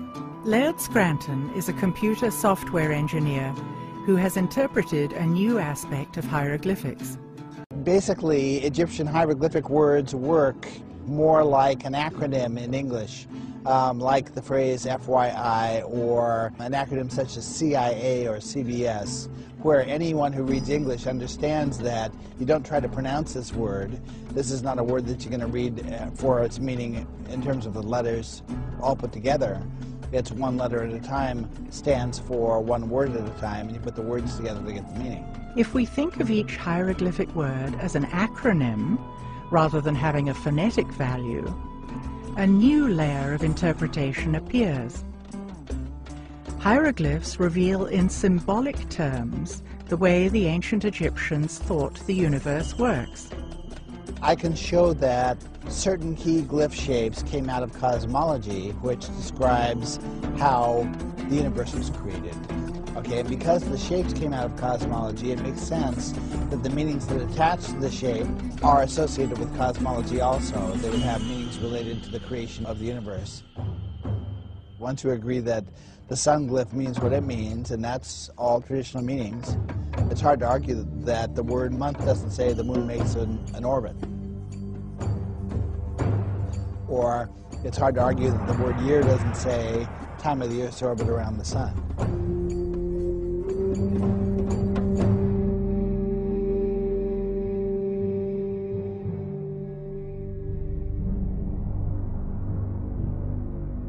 The ancient Egyptians were almost obsessive keepers of records. And one thing that they observed most was the celestial objects. We'd expect them to pay attention and record. Now, how far back? That's a big question. Well, we now have some sites that go at least 6,000 to 7,000 years before. There's a megalithic site that has been found in the early 70s, but not understood until lately, that has astronomical alignments.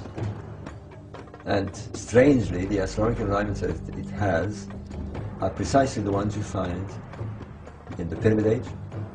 So Orion, Sirius, the summer solstice, they're all there. It's no more theory. We have evidence that they did it. For decades, author Robert Bauval has been studying the alignment of Egyptian monuments to key stars. Muhammad, shukran. We've come here, and what we're trying to do is get to the Nabta Plain. The most important thing is we get there. Yeah. He is now planning an expedition across the desert to a site called Nabta Playa, 100 kilometers west of the Nile and 30 kilometers north of the Sudanese border. It is the location of Egypt's oldest astronomical measuring device. And when we're there, how do you know we're there? It's all desert. Yes, it's desert. Every place here in Western Desert, I know it. If you can, we're going to need a GPS. Yeah. If you can get one. Yes, I have one. Okay, that makes me feel a lot happier. The team finds out that permits from Cairo have been delayed. Now we wait. You tell us we wait for the answer from Cairo. And so in the meanwhile, let's go and see the sites. Let's go and see some of the temples here. Yeah? Okay. Let's do it.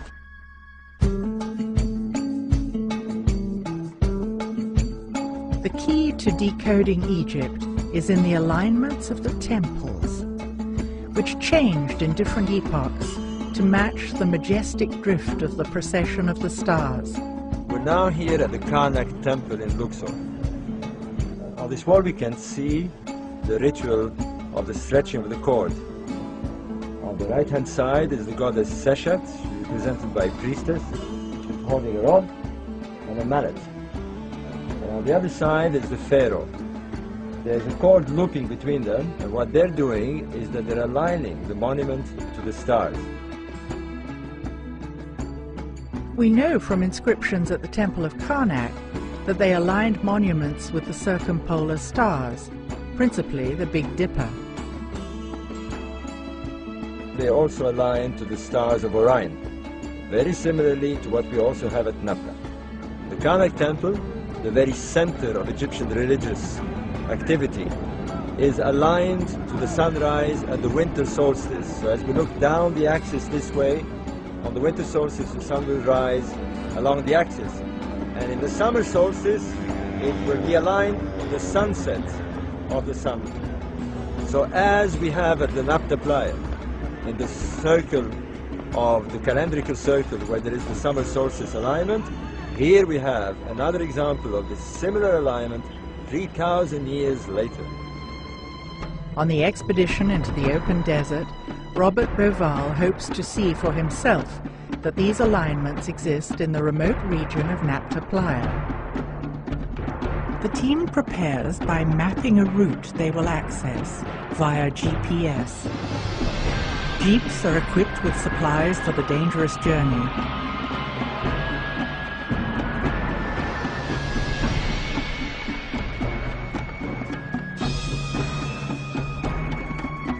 The team arrives at the first stop on their journey through history.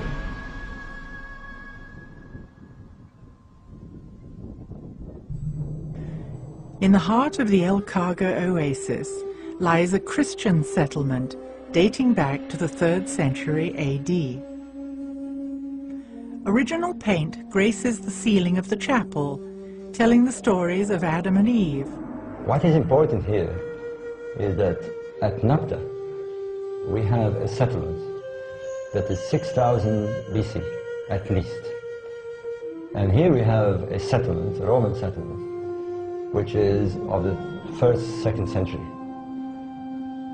Surely the people here were aware of some sort of origins in the desert. They must have moved around here. They're only 300 kilometers away. And this is the big work that anthropologists have to get into, cultural anthropologists, people who understand how to look for clues within a lost culture. We're looking for a lost culture that could be the origins of our civilization. That's what we're talking about here.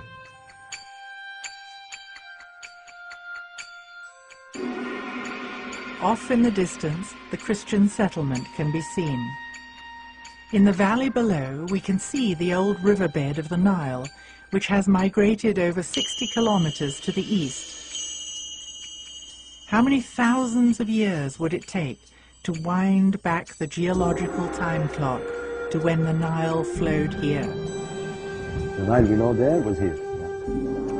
Before we didn't know. Do you realize what this is? Almost surely the ideas of these people, their beliefs, the way they look at the stars, the way they look at the sun, the way they buried people, comes from here to influence the pharaonic civilization. Imagine 2,000 years ago. There was a Roman garrison with centurions walking about, and priests, and Roman ladies in carriages. I mean, it's amazing to think that this was like this. People have been here for thousands of years. I mean, we know that. But now you're going to show us caves, you're going to show us prehistoric caves, where there are drawings that tell us that people were here even longer than we thought. Maybe 10, maybe 15,000 years ago. And that's incredible.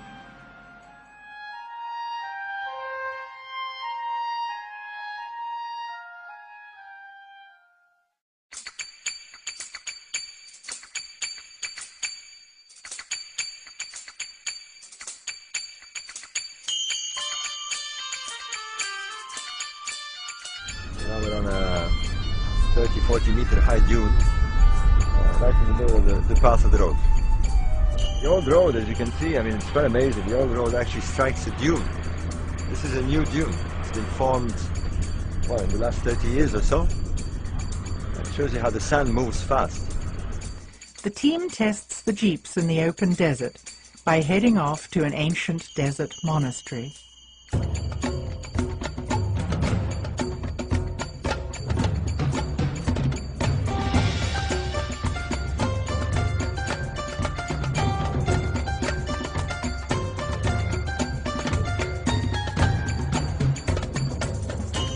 Along the way, the team stumbles across a large outcropping of stone, with obvious layers of stratification.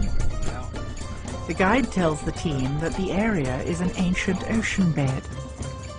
There's water like ripples, and seashells are still embedded in the hard rock, indicating a vast change in geology and climate over the past several thousand years.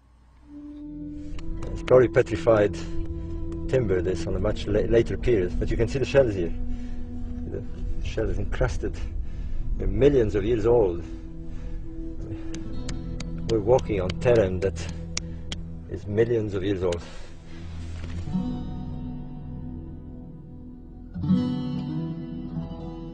The Western Desert today is rainless, but in the past it received as much as 500 millimeters of precipitation per year. There were permanent lakes, large springs, and seasonal streams. The most recent wet period was between 130,000 and 70,000 years ago. Then it was thornbrush, savanna. At that time, the area supported many large animals: gazelles, giraffes, buffalo, camels, and antelopes.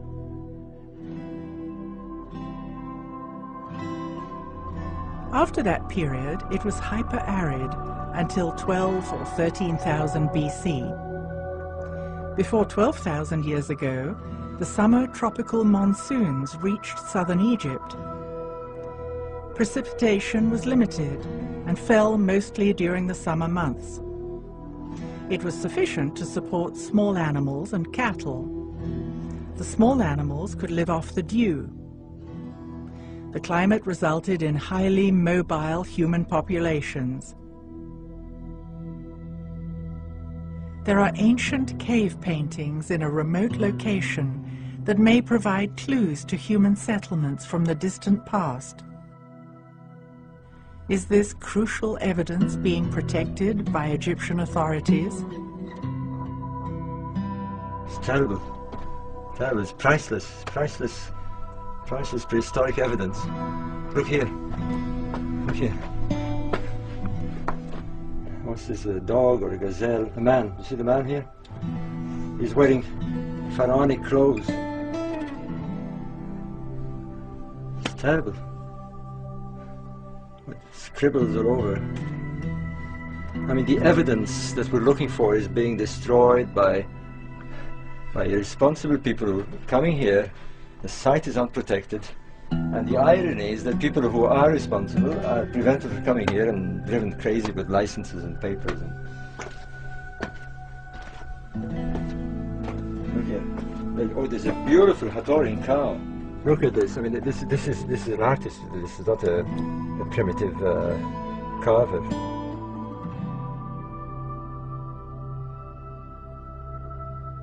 Pre-dynastic Egyptian belief systems originated with cattle cults linked to the Nile. A cow was seen as the mother of the sun. Cattle were deified and were considered earthly representatives of the gods. An enduring ideology with Hathor as the center figure. Images of bulls were shown with depictions of stars, and this dates to before pre-dynastic Egypt.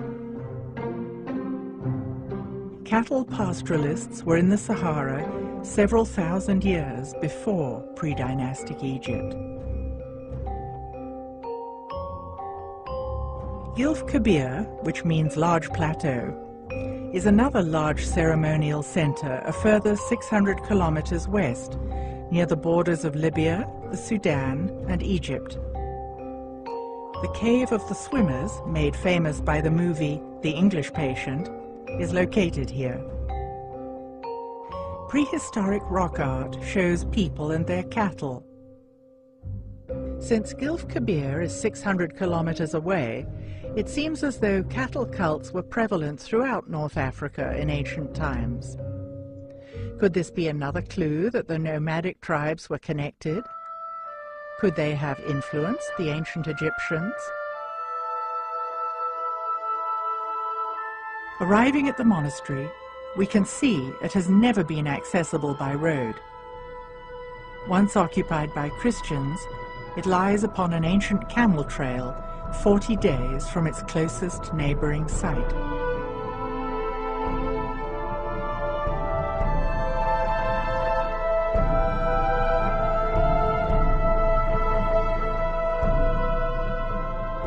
It still shows evidence of having been an oasis, with a huge acacia tree that is more than 800 years old. The team has a picnic on a carpet of yellow acacia flowers. This is a wonderful oasis. I mean, I'm really pleased. We tested the cars, everything is working fine. Yeah. You know, the drivers are fine. And it was a good idea to come and rest here. I needed the rest because after all these tents of waiting for the permits, everything is ready, the permits are ready. Yeah, but you must be to living now, this place, to go to the hotel and stay overnight. And we start tomorrow up early at 3 a.m. morning. I'm ready. Yes, I know you're ready, but you don't know. It's a hard way to arrive to Abu Simbel. Let's do it. Let's do it. We wait a long time. Let's do it. Let's have a good night, Steve.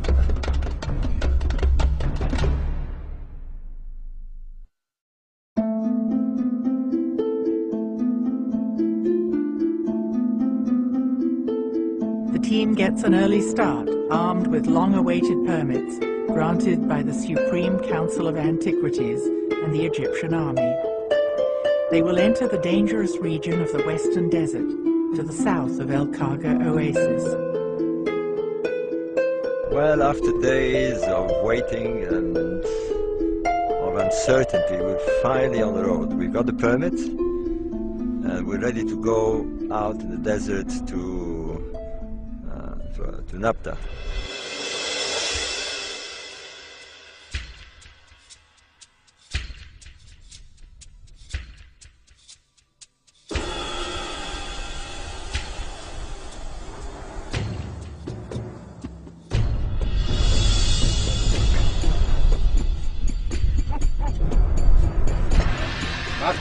انت المحطة الثانية يا وليد يعني مصاريف زيادة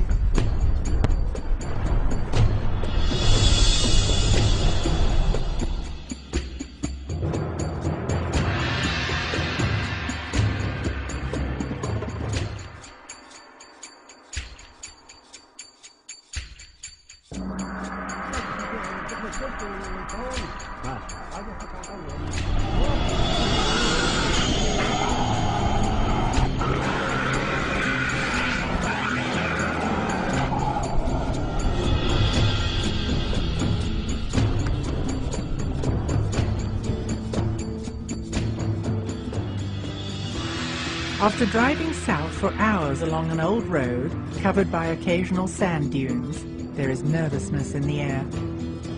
The team will be traveling blind in the open desert for the last part of the journey, relying solely on GPS equipment to locate the ancient site of Nabta Playa. Yeah, about but this is very good. This is very tough. 3 kilometers. No.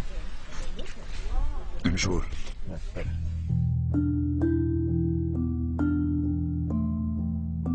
What clues will be uncovered at Nabta Playa? How have these influences drifted across the African continent?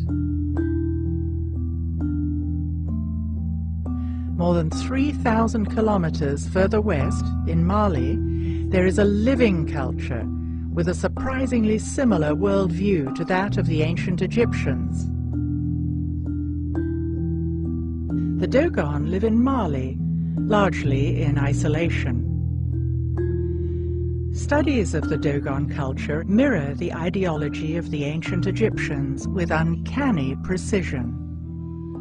I realized through my Dogon studies that there were relationships between Dogon words and Egyptian words, and I noticed that Dogon drawings turned up as glyphs in those Egyptian words. Laird Scranton's radical reinterpretation of Egyptian hieroglyphs came directly from his studies of Dogon cosmological symbols. Their priests use cosmological drawings, symbols they have used for thousands of years. While it is impossible to ask the ancient Egyptians to explain their beliefs, Dogon priests can explain their cosmology and how their symbols are written and pronounced. The Dogon lay things out in such detail that it's like having the teacher's copy of the manual of the book, you're studying, with the answers to the questions written down in the back. You can go to a Dogon priest, or you can go to the anthropological studies that were taken in relation to the Dogon priests, and they flat out tell you what their symbol means and what they're, what they're trying to talk about.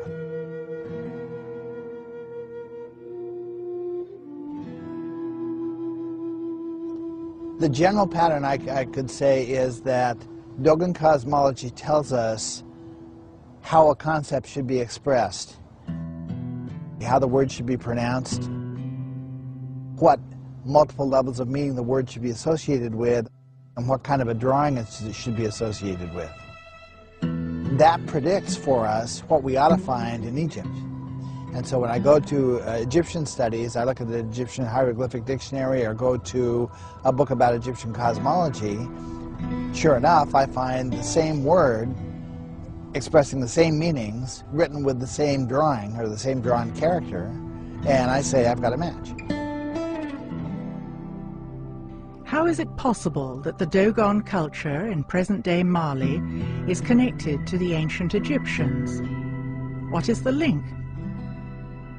The Dogon seem to have come out of a class of priests who had very specialized knowledge and who for one reason or another, were not happy with the way things were going in Egypt and deliberately left. I would say that sounds like it's true. I can't prove it's true, but it doesn't contradict anything I know.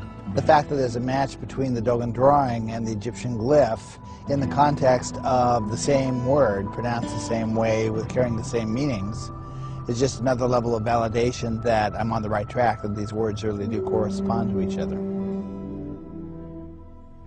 Using this new interpretation of hieroglyphic, what can we learn about the ancient Egyptian view of sacred cosmology?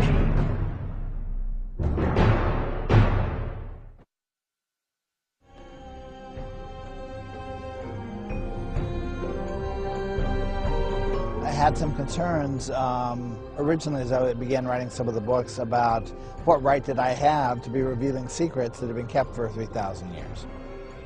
But when I realized that the cosmology is about science, it's about the creation of matter and things like that, and I realized how close our science is right now to being caught up with what the cosmology, the ancient cosmology, seemed to know, I realized that if anybody's going to get any benefit out of it at all, that it has to come out now. You can't wait any longer. We're only about 50 years away from discovering all the things that I found in the Dogon and Egyptian cosmology. Is it possible the ancient Egyptian cosmology was more advanced than today's science? I'd say there is information in the ancient cosmology that would be a benefit to the string theorists and to the modern cosmologists if they'd pay attention to it. I think the Dogon and the Egyptians explain to us how it is that a mere act of perception can cause the wave-like behavior of matter to turn into particles, which the scientists don't know. When you ask Stephen Hawking how many fundamental particles there are, he says more than 200. If you ask a Dogon priest, he says 266. Science is on the verge of understanding things that ancient civilizations seemed to know long ago. How is this possible?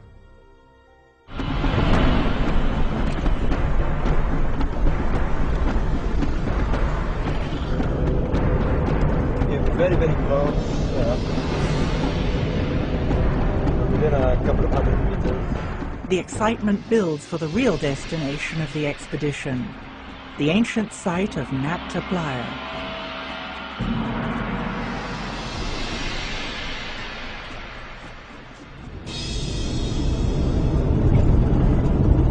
Is that it? Yeah.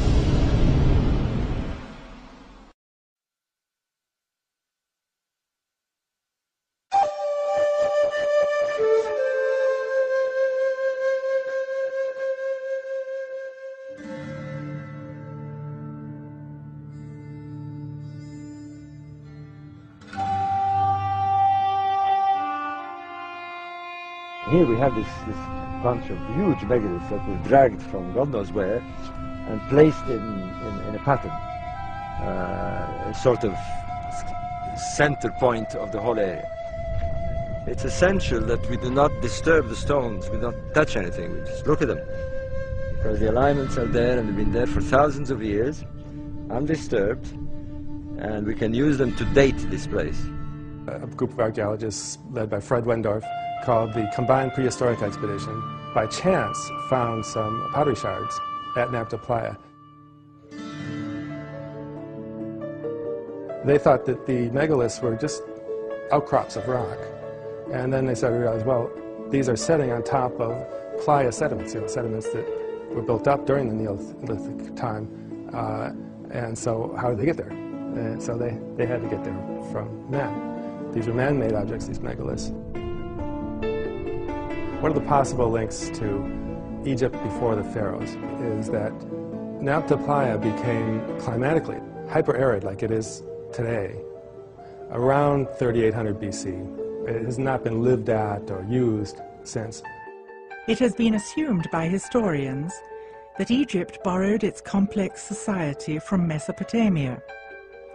However, it is now generally recognized that a process of social complexity is not diffused from one location to another, but rather develops locally.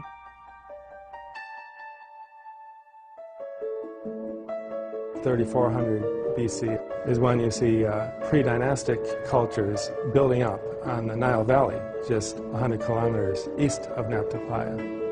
If that's the case, then a lot of the great dynastic Egyptian stuff we're all familiar with had some aspect of origin in the Nabta Playa people's cultural development.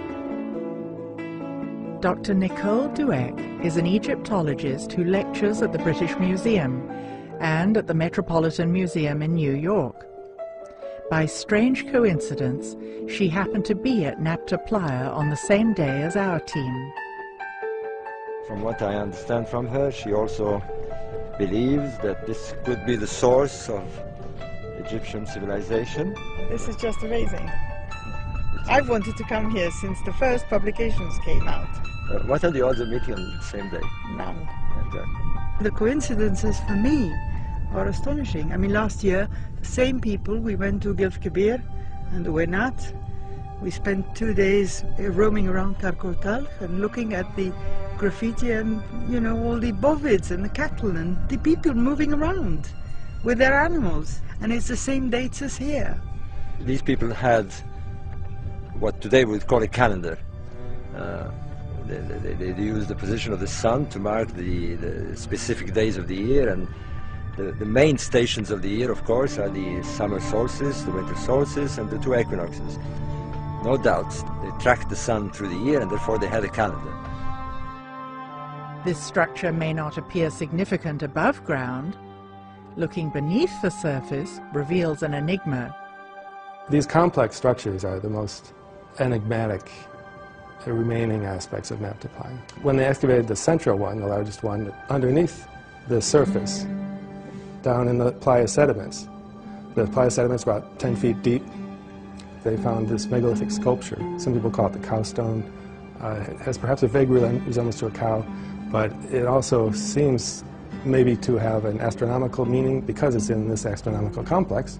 And then underneath the sculpted stone, on the bedrock, underneath all the sediments that were laid down earlier, they found another sculpture, sculpted out of the living bedrock, and so like the Sphinx is sculpted out of the bedrock. The bedrock sculpture was carved, and sediment filled it in over thousands of years.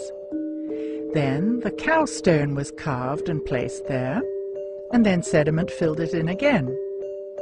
We are looking at 3 subsurface layers of sediment. This is a clue to the extreme age of Nabta Playa.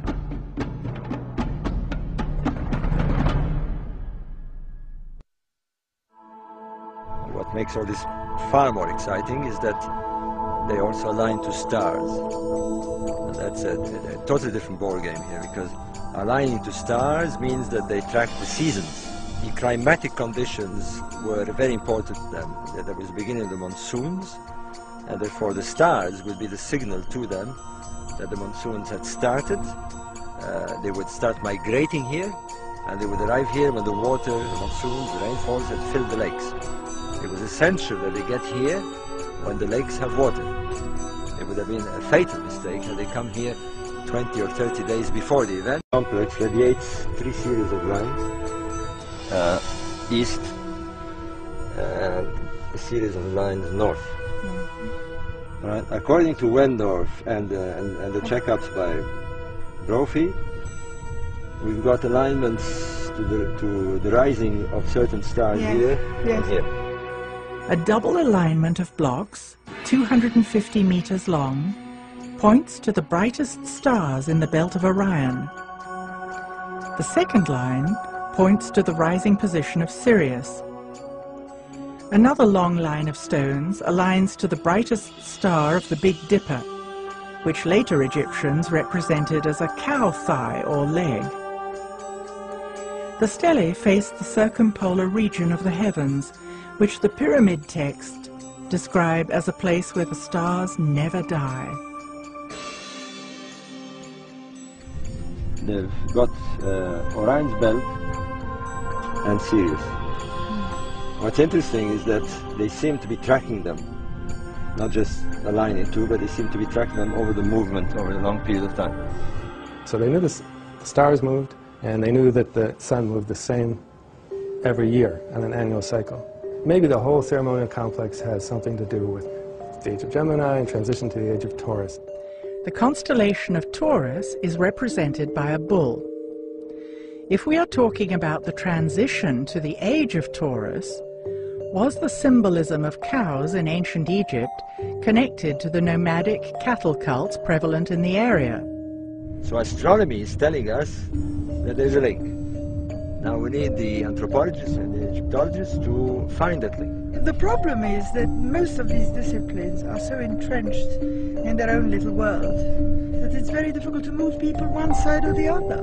And I mean, I don't know how it is in the United States, but in Britain, everyone is in his own little world, and people who deal with text won't talk to people who deal with sites in the same discipline. It's becoming more than obvious now. I think it is. That there are connections. Of course there are. And they're very, very important connections, because there are no other answers, for the moment anyway. And this is as good as any. Yeah. Better.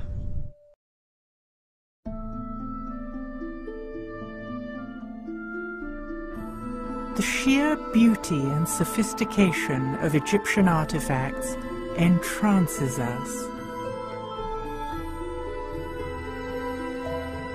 How can we unlock the code embedded in every object they made?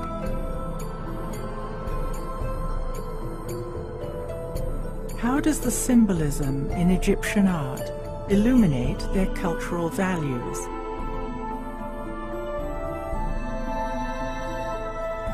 What ancient secrets still lie hidden in plain sight?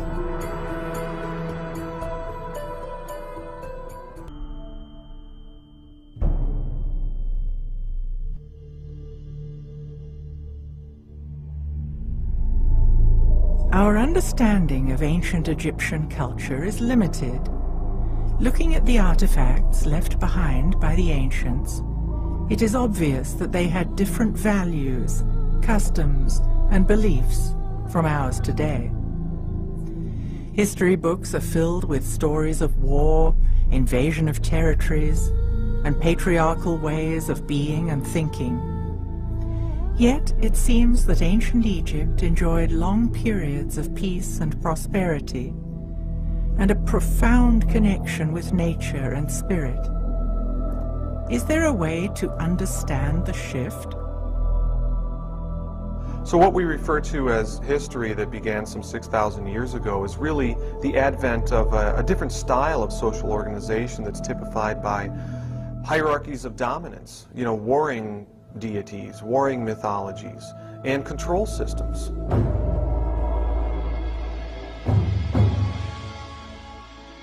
Vedic culture from ancient India speaks of a grand and measurable cycle of 26,000 years, consisting of ascending light ages and descending dark ages. In the higher ages, you see this philosophy of living in tune with nature, people talk about speaking with the gods and a lot of interaction. Virtually every ancient culture has stories about the gods if you go back far enough. And you see a lot of matriarchal cultures if you go back far enough. You know, the Dark Age times, you have this very brutal, paternalistic type of ruling. I think it's difficult for us to understand the ancient Egyptians because we've got the paradigm of the patriarchal structures on top of it, and we're looking through our own cultural lenses. Has world culture always been male-dominated and patriarchal? If not, what would a matriarchal system look like? Matriarchy is not the opposite of patriarchy, with women dominating and controlling men. It is based on balance between the masculine and feminine, and harmony with nature. This was exemplified in ancient Egypt, which was known in the old language as the land of Kemet.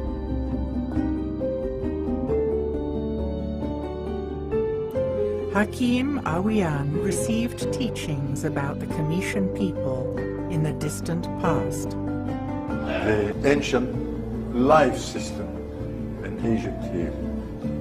The Kemetian tradition being passed down through the mother. Mother is the teacher, not the father like patriarchy system. This is matriarchy. She is the goddess. She is everything in the house. Based on the countless artifacts that show the high status of the feminine, it seems that women had the same status as men, if not a higher status. In the museum, you have statues. You notice that the woman put the arm around the man's shoulder. And that shows, are they equal? No. Woman was the upper head in the family. When she put her arm around the man's shoulder, she's saying, this is mine. You also see that the sculpture in the old days put the feminine wig on a man's head when he promoted more to a woman than a man. Men's wigs were layered in different lengths, like steps.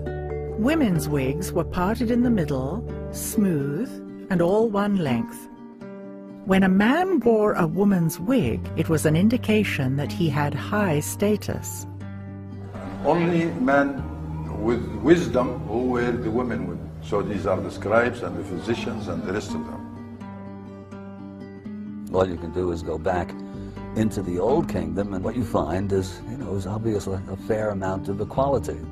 The goddesses are revered as reverently as the gods, and there's even the instance, for example, of Hathor, the exception in that she's the only deity that has a temple column all to herself. So the Great Mother, the great feminine principle, occupies a very important part in the whole Egyptian symbology, the whole Egyptian doctrine. There's absolutely no doubt about that. Women could own property at as much rights as the men. They could divorce as easily as the men.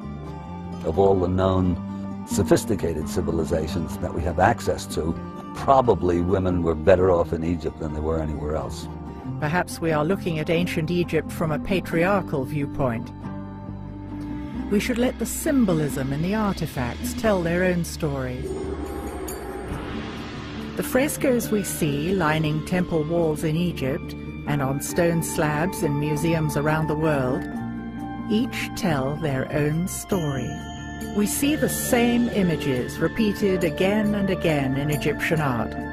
By learning to decode these symbols, we can look back in time, peeling back the layers of patriarchy that cloud our understanding of ancient history. Then we can begin to decipher the messages that the ancients left us. You have to accept that we're dealing with a period that occurred at least 5,000 years ago.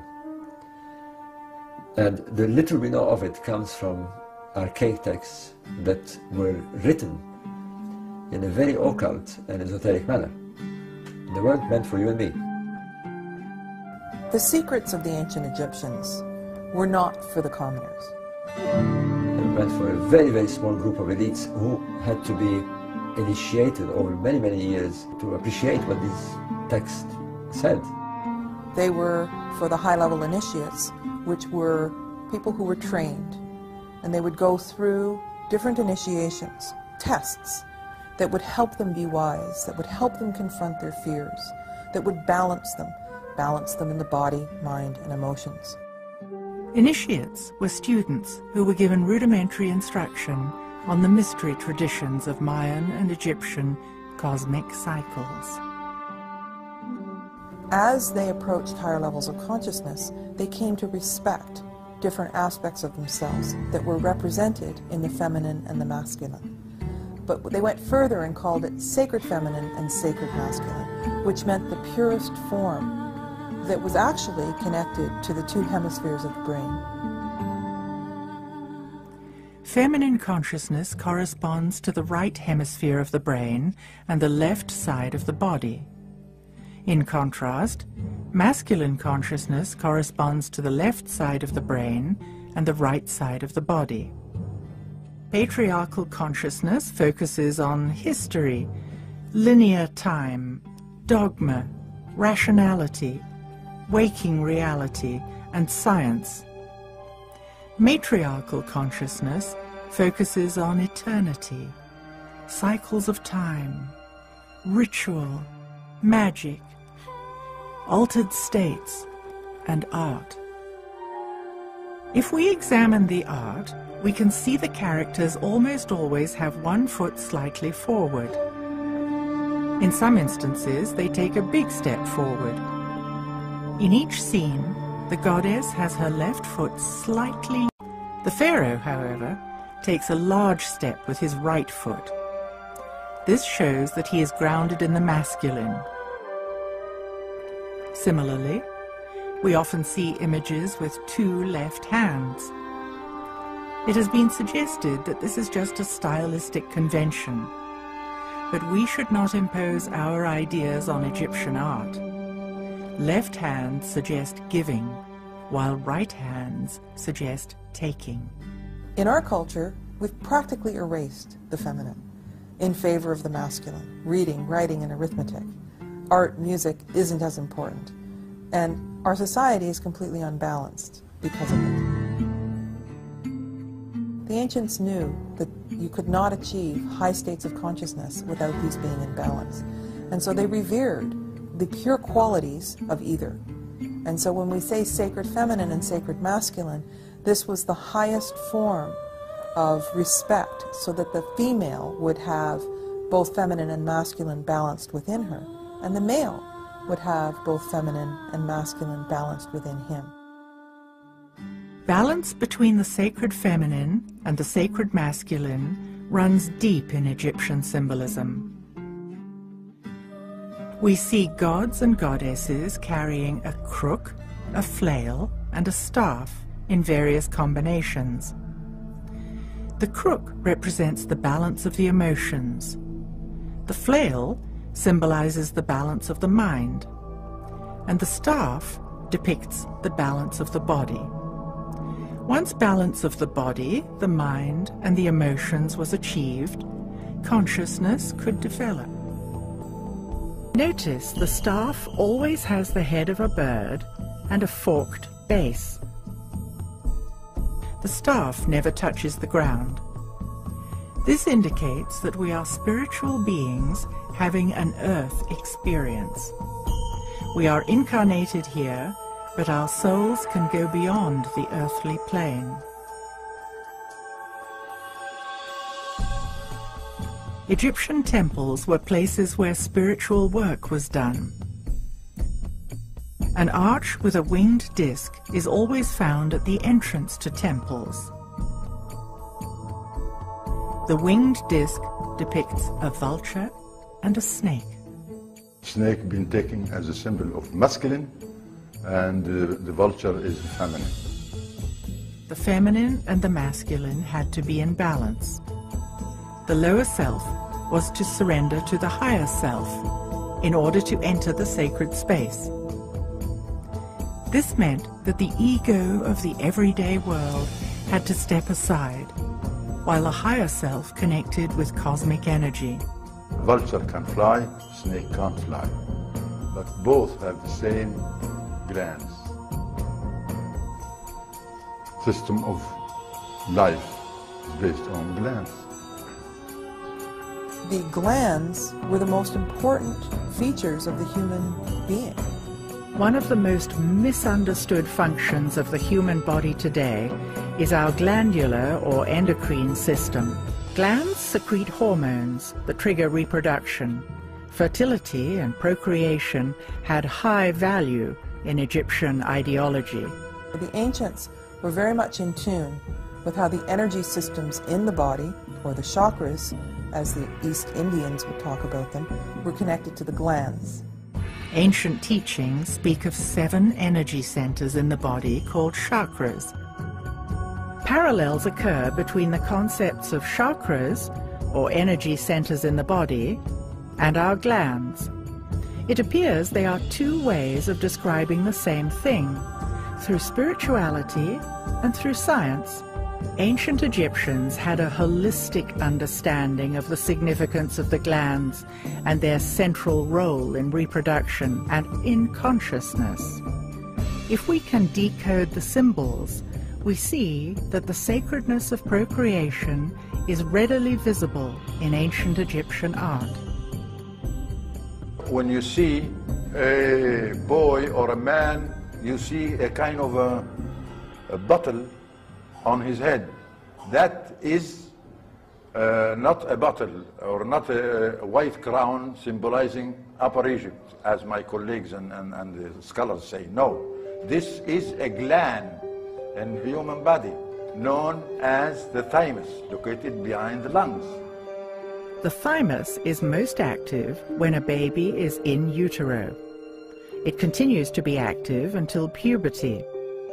Then it begins to shrink and is atrophied when we stop being fertile. It was a critical activator of consciousness. The red crown is another. It's the womb, the placenta,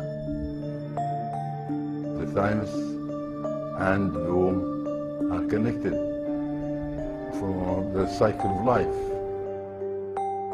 When you see the double crown, the red crown is the womb and the placenta. The white crown is the thymus, who has its influence on the womb. That's the symbol of one of the glands. In the early 1900s, alchemist Schwoller de Lubitz presented a work called The Temple of Man.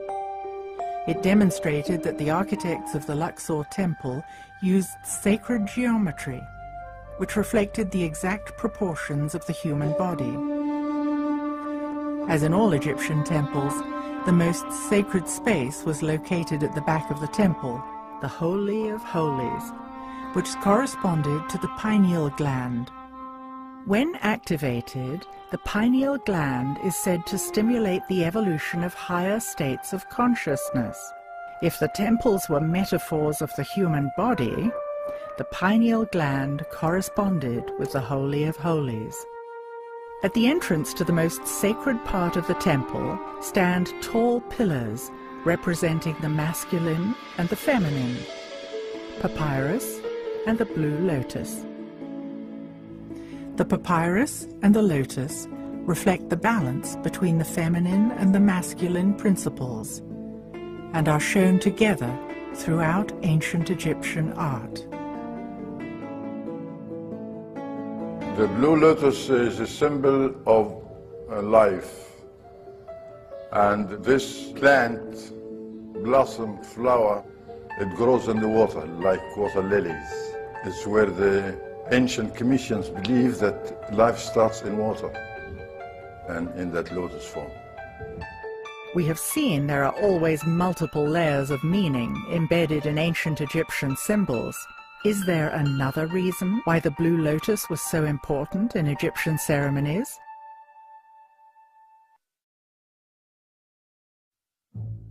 In ancient Egyptian art, we see countless instances of part animal, part human forms.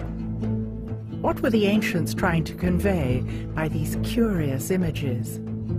There's a technical term for such creatures that anthropologists use. They call them therianthropes, and that's from the Greek therion, which means wild beast, and anthropos, which means man. They're combinations of beast and man.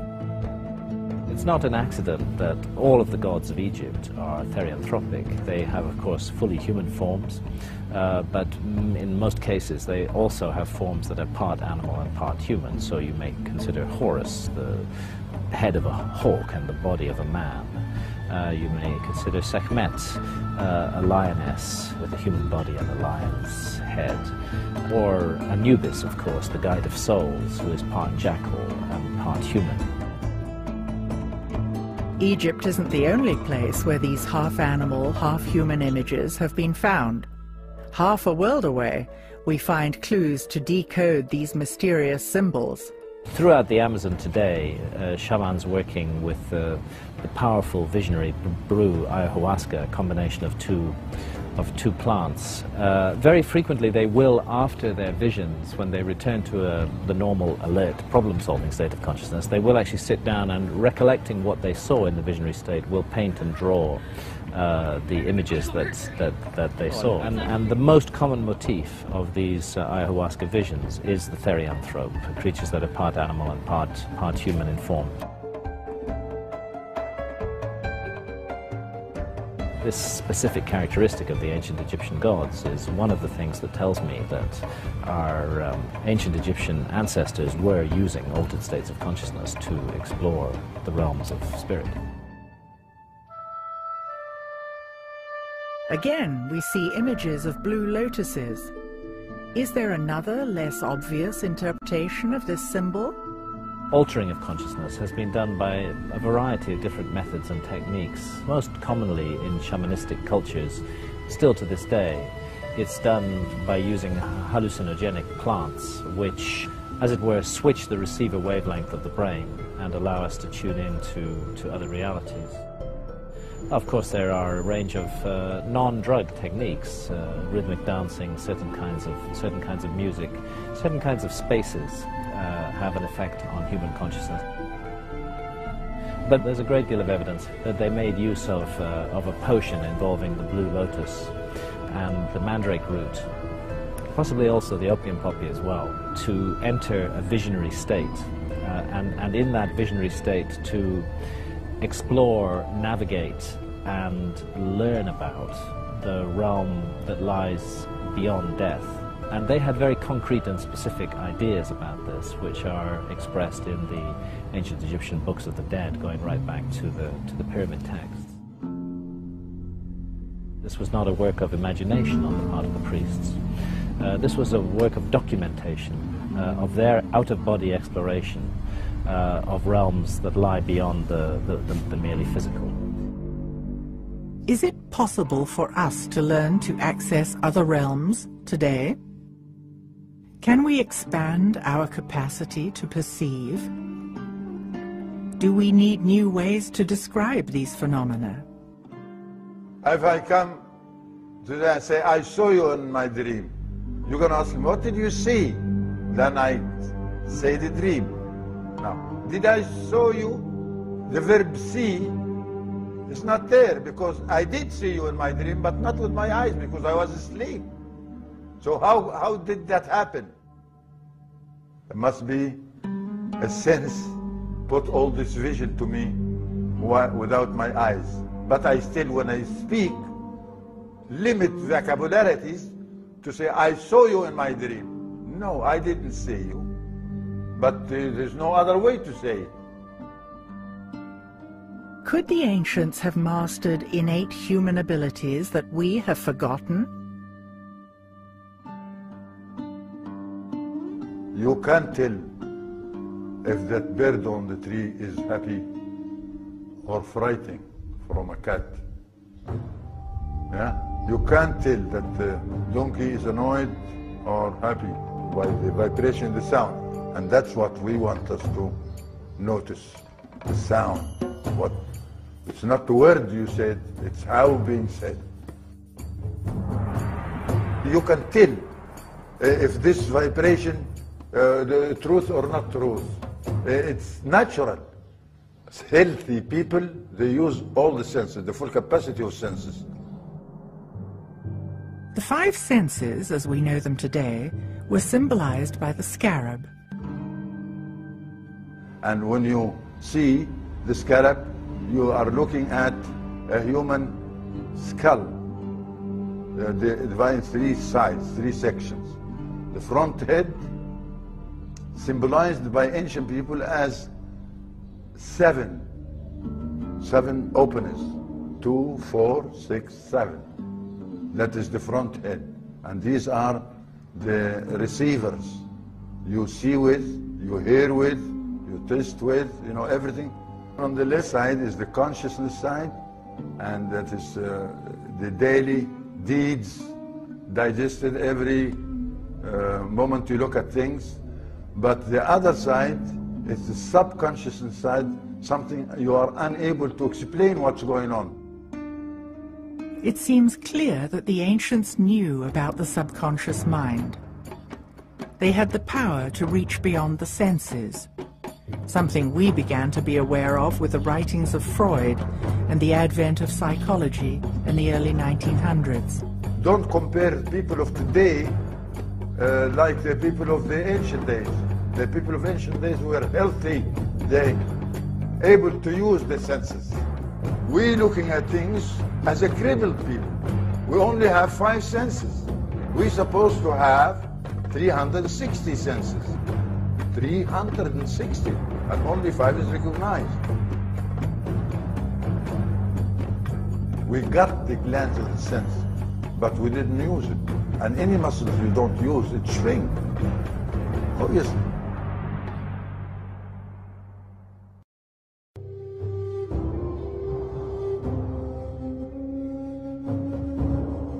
How can we begin to imagine that the ancients had the capacity of 360 senses? Perhaps a metaphor for the full spectrum senses could be a sphere. Is it possible for us to move beyond our 5 senses today? Our 5 familiar senses have been evolved by evolution to connect us to the physical and material realm. But we have, I like to think of it as a secret doorway inside our own minds, which can be opened in altered states of consciousness, through which we may project our consciousness into other realms and dimensions, and those then become accessible to us. Could it be that the ancient Egyptians were accessing supernatural realms through heightened perceptions that came from full spectrum senses? I come to the conclusion that it's really impossible to understand ancient Egyptian civilization and ancient Egyptian spirituality and religion until you get to grips with the fact that the priests of that religion were deliberately and in a targeted way cultivating altered states of consciousness in order to access the supernatural realm. They know what shamans all over the world still know today, that in the alert, problem-solving state of consciousness that is particularly valued by Western industrial society, you are not going to have supernatural or spiritual experiences of any kind.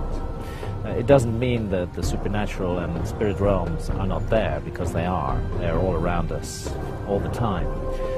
But our senses cannot tune into that.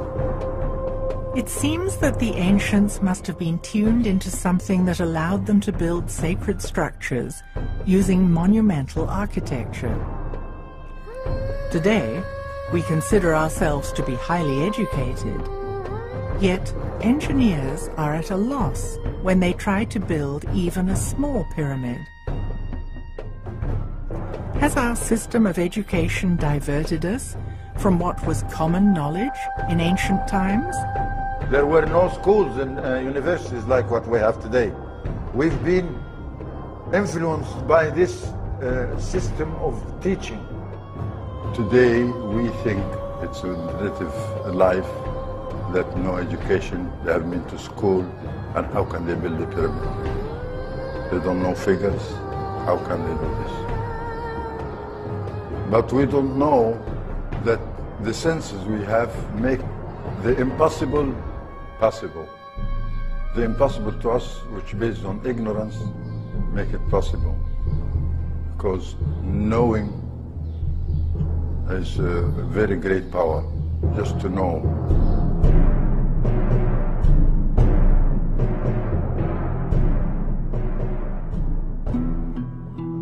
The most important ceremony for teaching the populace how to live well was the weighing of the heart. It reveals what the ancients believed happened in the moments after death. Initially, in the ceremony of the weighing of the hearts, the deceased would meet Anubis, who would say, "You're dead. Let's have your heart. We're going to weigh it against the feather of truth." If your heart was heavy, because you had done something immoral, you weren't allowed to go to the other side. So the populace learned that they had to be light of heart in order to live well. As ancient Egypt slipped into patriarchal ways of being and thinking, the old spiritual ideology became codified, and organized religion became dominated by the Amun priesthood. The Amun priesthood had a lot of power, and they were in a position to have people pay for their salvation. It used to be that your heart was weighed against a feather of truth, but in later pictures of the ceremony of the weighing of the heart, you'll see Horus holding onto the scale, and you could pay the priesthood for Shakti dolls, and the more of them you had, the more likelihood you could buy the lightness of heart instead of being. Well, this is a fundamental change in terms of how to live well, and I think that we still are living in that way. History is written by its victors, and as the patriarchy took hold, much effort was put into suppressing Egypt's matriarchal past. There's a few pharaohs who were erased from the king's list. Hatshepsut was one, Akhenaten was one, and Tutankhamun was another. The legacy of the controversial pharaoh, Akhenaten, was almost lost forever with the complete destruction of the city he and Nefertiti had founded at Amarna. Now, very little was known about Amarna until there was an earthquake, and the pylons at Karnak were filled with these little blocks that had been cut up, and they used them from Amarna to just put as filler inside the pylons. So when archaeologists found them and started putting them back together, they realized there was a very large story here. For the ancients, life on Earth mirrored the motion of the stars in the sky. What the ancients did is they would have the capital be at Heliopolis in the north for 2,160 years, and then they would have the capital be at Thebes, which is now Karnak, for that length of time. When Akhenaten came into power in the new kingdom of the 18th dynasty, it was right at the time when things were supposed to shift. During this time, the patriarchy gained momentum, with the Amun priesthood steadily becoming more powerful. Akhenaten happened to have been born at one of these points of return, or beginning. He believed that he was subjugated, like all pharaohs, to a cosmic law, to the law of math. What happens up there, they believed was controlling matters on earth. And things happened up there that dictated to Akhenaten that he had to move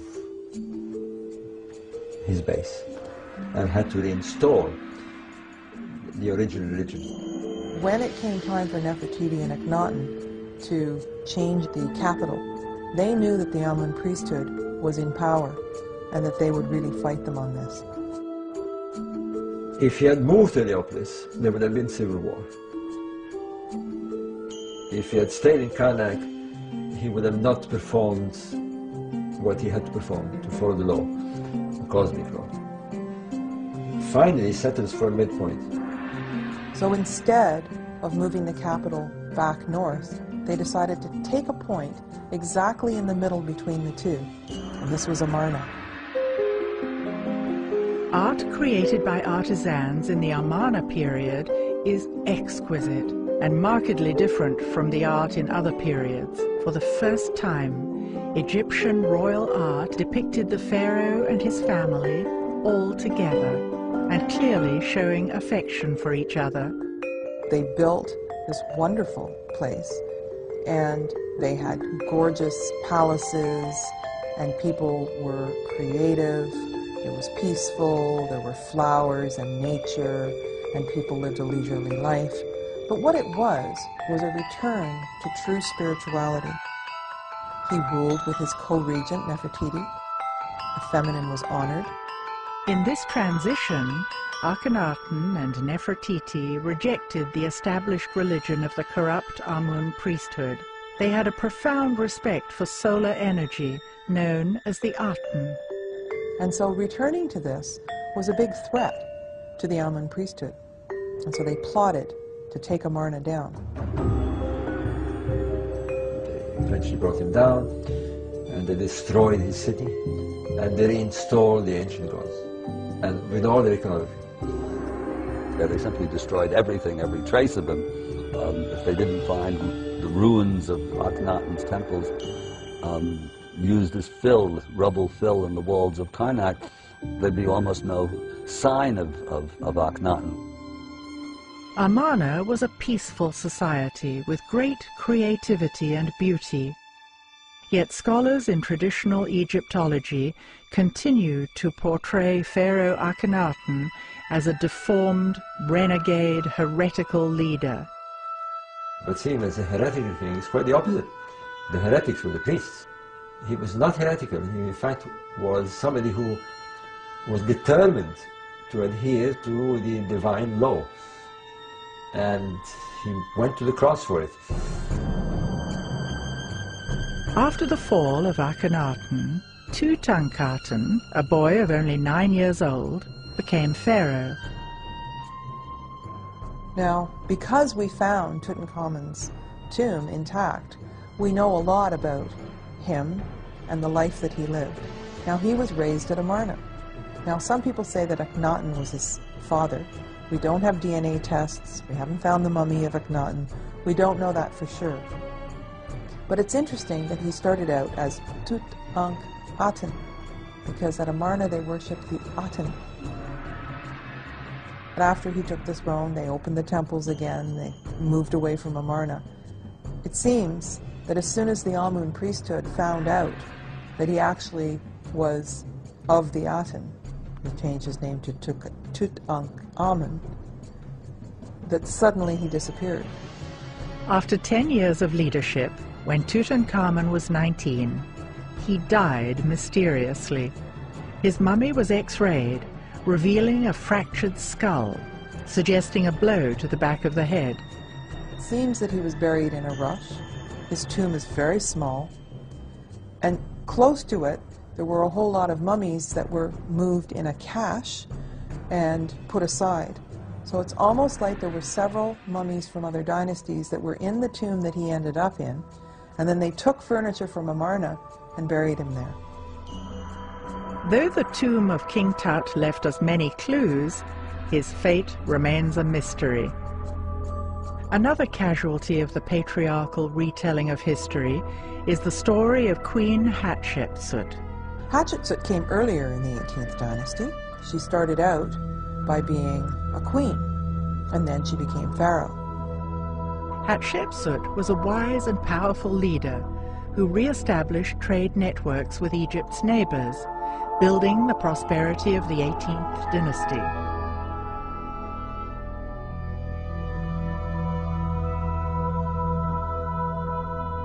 She was certainly ruling for a long time at a period of tremendous peace and prosperity. The artwork was never better than under her reign. Had she been male, she would likely have been remembered in history books as the best ruler of Egypt. Regardless of her success as a leader, she is still an enigma. There has been much controversy about Hatshepsut. It could be due to the patriarchy having little tolerance of images of an empowered woman. No one seems to agree on who the real Hatshepsut was. There have been massive books written on Hatshepsut, and again there are no real conclusions. Obviously Hatshepsut must have been a very able ruler, because she stayed there apparently 22 years. But somehow, about 20 years after she passed, her statues were broken and all put into a pit. When they found them, they started putting them back together. But, like Akhenaten and Nefertiti, the Amarna period, they were largely forgotten because the people who came after were very threatened, and they somehow wanted to destroy all trace. Hatshepsut, Nefertiti and Akhenaten, Tutankhamun, they were the ones that really understood spirituality in some way. I suppose there was no money to be made if you weren't selling salvation. We may never know how the high courts of ancient Egypt were run. It seems likely that the stories passed down through the patriarchal institutions of the 19th and 20th centuries may have misled us. The peace and prosperity of the 18th dynasty, particularly in the time of Hatshepsut, Nefertiti and Akhenaten, had to do with honoring the feminine in balance with the masculine. Looking at Egyptian artifacts and frescoes, it is clear that the feminine principle played a prominent role in society and was cherished and revered. The feminine principle was articulated in the concept of a great mother who was central to the ancient Egyptian worldview and was echoed by other world cultures. The Milky Way in the sky is mythologized in various ways, in various traditions, in various cultures around the world. And it's often thought of, almost universally thought of, as a great mother principle, the great cosmic mother in the sky. In ancient Egypt, biology met cosmology, and both were considered sacred. When you look at cosmology in terms of biology, is describing events that happen inside of a womb. And the womb happens to be the womb of the mother goddess. In both Mayan and ancient Egyptian cosmology, the center of the Milky Way galaxy is where stars are born. Metaphorically, it is the womb of the great cosmic mother, represented as Isis, giving birth. We keep looking at how the ancient Egyptians thought, and everything fed biology and procreation. How we got here, how we came into existence, biology, and then how we left, and how our soul continues to live. And we can see that there aren't really that many symbols that aren't pertaining to balance of the body, mind, and emotions, and to balance between the two hemispheres of the brain. Once we can embrace that, then it's easier to understand the Egyptians. That switch from matriarchy to patriarchy, I think it's the cause of what's on the world now of conflicts and disagreement and showing off power. Yeah. Already, the beginning of the first dynasty of ancient Egypt, Egypt was moving from being matriarchal to coming into more patriarchal ways of being and thinking. There were a few periods where the ancient knowledge was remembered, but it's important to remember that there was a lot of ancient Egypt prior to the dynasties and in the early periods that did not represent those values. So the parts of Egypt that I find the most interesting come from the memory of times that came further back. I said many times that healthy people, they got the power, which is unhealthy people haven't got it. And I want you and all my friends and all my beloved to know that you have it. And when you know that, you will work on it to bring it stronger. As I said before, the senses, just like muscles, if you don't use, it shrink and go.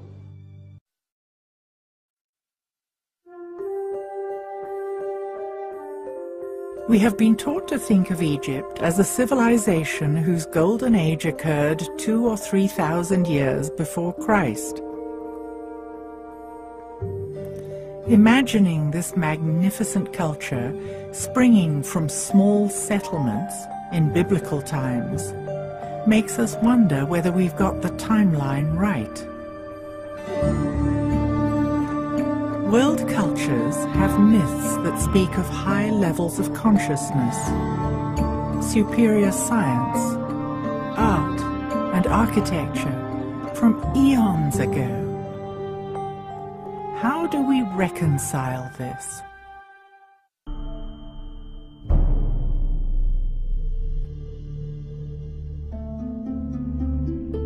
We are trapped in our own concept of time, but many cultures think on a vastly different scale. Science has established that the earliest human remains are about 2.5 million years old. It has shifted our marker back, so that now we are able to conceive of human culture being much, much older. In Indian traditions, and in 30 other cultures, a 26,000-year cycle is accepted. How does that affect the traditional chronology of Egypt, which insists that the pyramids were constructed as recently as 2450 BC? Will this force the issue of rethinking the chronology of ancient Egypt? Every year, authors, scientists, and alternative thinkers come together for the Conference on Precession and Ancient Knowledge. They share ideas about ancient cultures, lost knowledge, and great cycles of time. I started the Conference on Precession and Ancient Knowledge because I wanted to bring together the bright minds in this whole field of alternative history so we can put this very ancient puzzle back together again. Geologists, physicists, engineers, and archaeoastronomers discuss the accepted dating of world history. I'm convinced that there is a misunderstanding about the tenets of Egyptian civilization. And I'm convinced that there is misunderstanding about its datings. To me, as a geologist, it's unquestionable that the chronology has to be redone. Knowledge of precession and advanced astronomy existed in extremely distant times. So I think we're looking at a chronology that's far, far older than is accepted. By integrating recent scientific discoveries in different disciplines, they define a new timeline of our past. The Egyptians provided us with concrete evidence that describes political events from a far more distant past than we can imagine. Why has this been overlooked?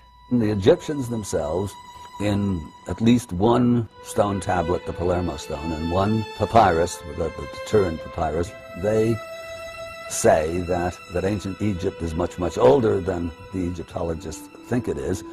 So to dismiss that is, of course, an assumption that contemporary Egyptologists know a lot more about ancient Egyptian history than ancient Egyptians do, which is a form of typical arrogance on the part of the academic community. So why do we consider civilization to be only about 6,000 years old? Is it because of our limited imagination, or is there another reason? Modern scholars tend to minimize the age because it fits better with the current paradigm of history. You know, the current paradigm is 5,000 years ago, man was hunter-gatherer. He had to have writing before he could build large structures or civilizations. He came together to protect himself from other warring parties and things like this. And so, for example, in Corral, Peru, when they found that amazing six-pyramid structure down there, they assumed it was built by the Incas, because that's only 500 years ago, and the Incas built most of South America. Well, when they got this very good carbon dating that shows it's 4,700 years old, it really blows a hole in current history theory. Generally, the academic community is just sort of silent about it right now because they don't have any good ideas with the current theories of history. A cross-disciplinary approach helps us to put hard evidence and theory together to reach a greater understanding. If we consider the data coming from astronomy, geology, astrology, and climatology, we can arrive at new conclusions about the chronology of ancient Egypt. We have two sciences that are playing with it. We have astronomy, we have geology. With the pyramids, we have a much more precise science. They've aligned the monuments. And they have the religious ideas locked to the machinery of the sky and the constellations and the sun and so forth. So we can use that with high precision and arrive at a date. How does this information affect the dating of the Great Pyramid? Was it really built when Egyptologists say it was? The traditional date for the Great Pyramid is about 2550 or so BC. You know, give or take. I mean, people argue about the dates, and some people want to date it down to a particular year. I think that's a precision that's not justified whatsoever. I like to use the metaphor of painting a house. If you painted your house last in 2003, that doesn't mean your house was built in 2003. So I subscribe to the notion that there was probably quite a lot of work done on the Great Pyramid in 2450 BC, but that it probably was built quite a bit earlier than that.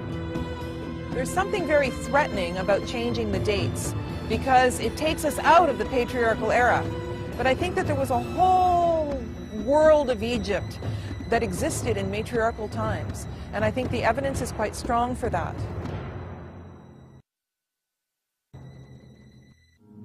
There is absolutely no reason at all why the ancient Egyptians could not have worked out the precessional cycle. How do we approach the age? Well, you have a variety of methods. When you're looking at an archaeological site, you have what we call the archaeological datings, which means you look at artifacts that you can fit into a chronology. You look at plot charts, stratas, but this can be very deceiving because it requires a lot of interpretation. Nonetheless, these are the methods that is predominantly used in archaeology. The other is carbon dating. Carbon dating is okay up to a point, and it's notoriously misleading if it's been contaminated and so forth. And besides, with many of these places, we do not have carbon datable material. Carbon-14 dating works only on organic materials, but simply touching organic materials contaminates a sample. Stone cannot be carbon dated. There is another form of dating, which is to use precessional astronomy. What can we use to measure time? Are there markers that connect to the movement of the stars? The stars would shift about 1 degree every 72 years. It's not anymore in the same spot. Our planet is moving, but we can't feel it, not in the same position. And that was, it's in a change all the time. Nothing stands still. You know that our planet make a cycle every 24 hours, sunrise every 24 hours, right? But our planet also revolve in a different way. Precession is the motion of the axis of the Earth, which wobbles like a spinning top due to gravitational pull. They make one round every 26,000 years. If you have a monument, for example, let's take one that we know for sure, the temple of Isis at Dendra. It's a small temple behind the Hadra temple. 99% sure aligned to the rising of Sirius. So if we have certainty that the temple has its axis aligned to the rising of a star, and we know which star it is, then we can date it. It's very simple, we do it in a matter of minutes. This is known as precessional astronomy. The star moves or appears to move because of the precessional wobble. We have a date. Plato called a precessional cycle of 26,000 years a great year. The great year is Plato's term for this vast cycle of time, one eon, one precession of the equinox. It's about 24,000 years. And there's over 200 myths that talk about this cycle of alternating dark and golden ages, or that make reference to a golden age in the distant past. 30 different cultures have passed down these myths from time to time, and they all related to the movement of the stars, which we know today as precession. Even Sir Isaac Newton himself wrote a book on it, trying to match history to each of the constellations of the zodiac, and it was wiped out by the Darwinian evolution paradigm, which came along, you know, less than 200 years ago, where it became unacceptable to admit that a culture that lived long, long before us might know something that we don't know.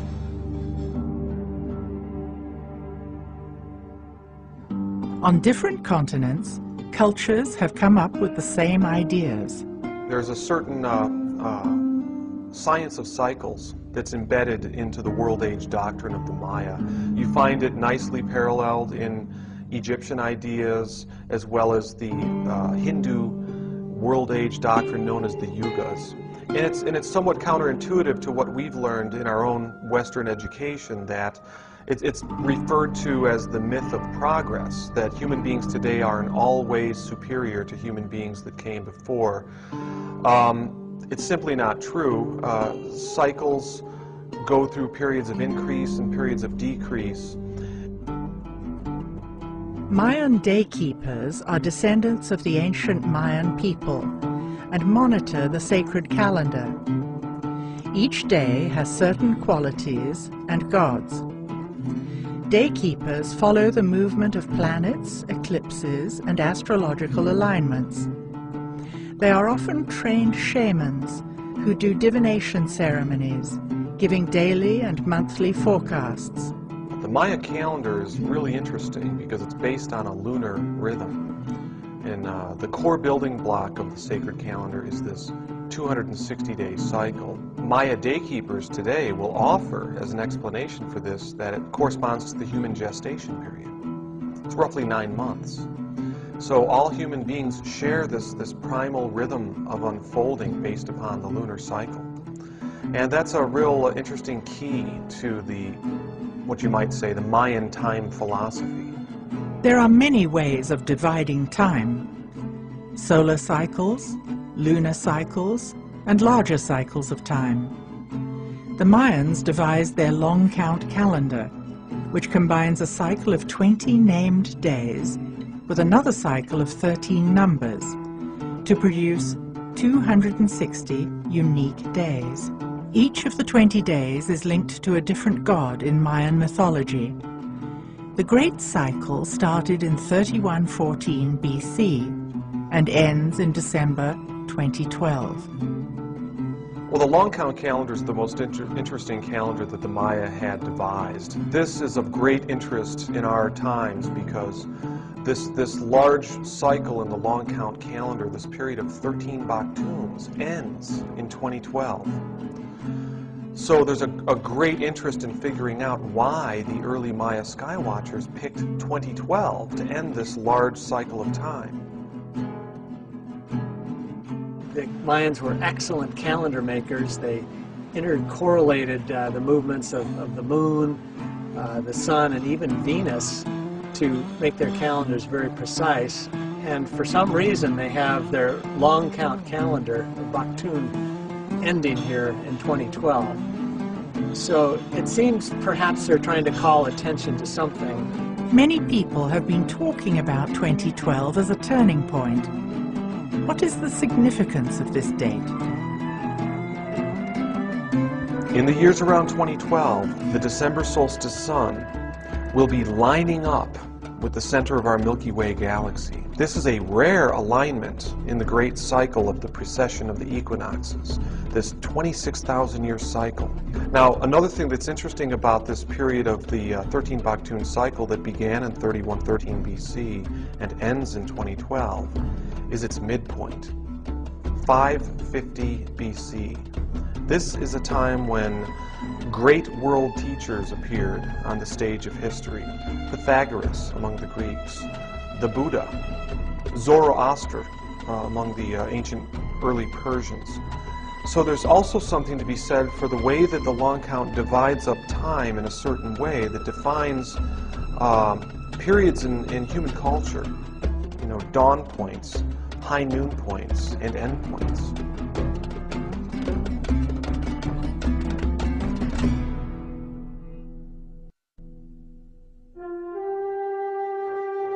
A carved stone, or stela, describing the long count calendar was discovered at Ixapa in Mexico. It shows the center of the Milky Way, the celestial pole, and the sun deity. Why was this important to the Mayans? It's really a beautiful and profound way of conceiving time.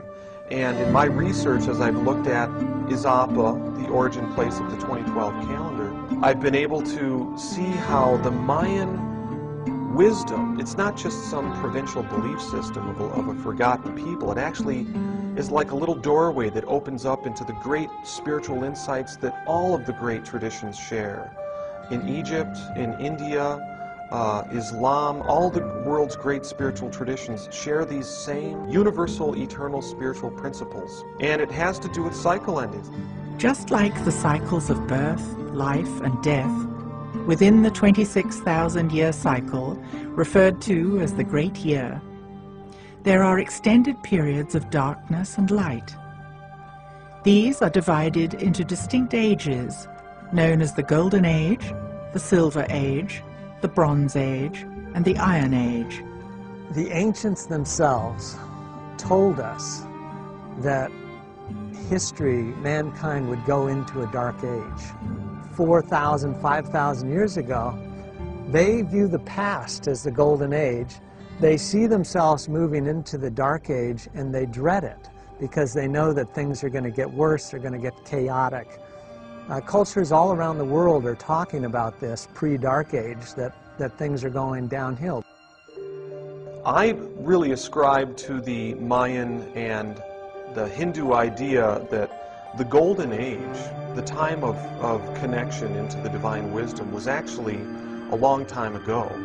And we've been moving through periods of increasing densification, increasing alienation from the spiritual light.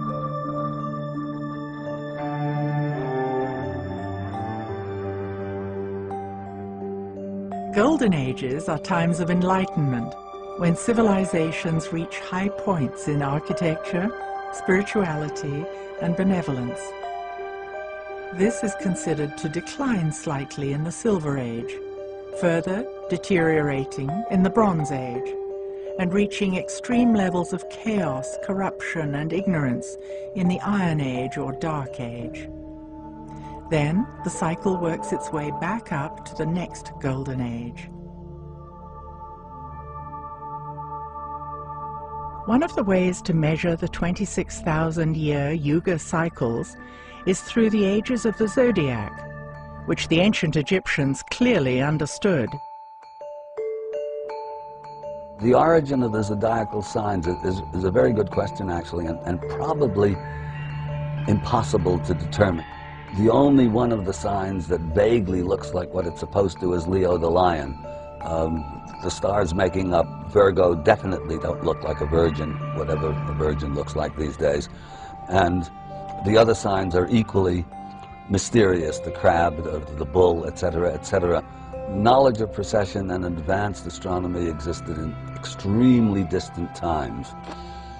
The basis of the signs themselves, in terms of zodiac, the wheel of life or the wheel of animals, there are different translations of that. I mean, if you really want to know what the signs signify, you have to go into the qualities and properties of the signs themselves. In other words, each sign is male or female. Each sign is fire, earth, air, water. Each of the 12 signs of the zodiac has distinct energies.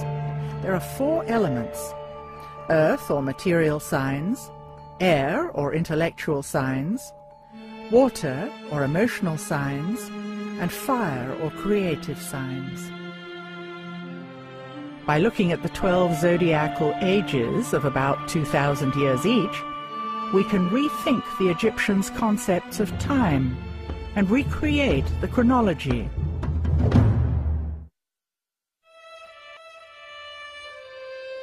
There is a gap in our historical record. The Palermo stone and the Turin papyrus are evidence from the Egyptians themselves and convey information from rulers far back in Egyptian history.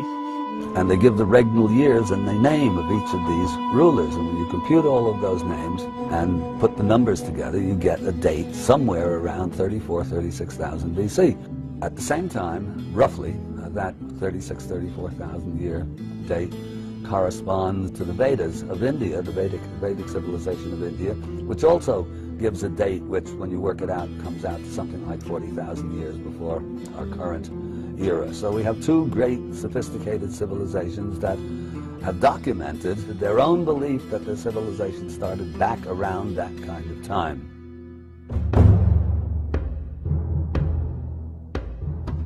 It is interesting to note that this is roughly 1.5 precessional cycles ago, dating back to a previous golden age.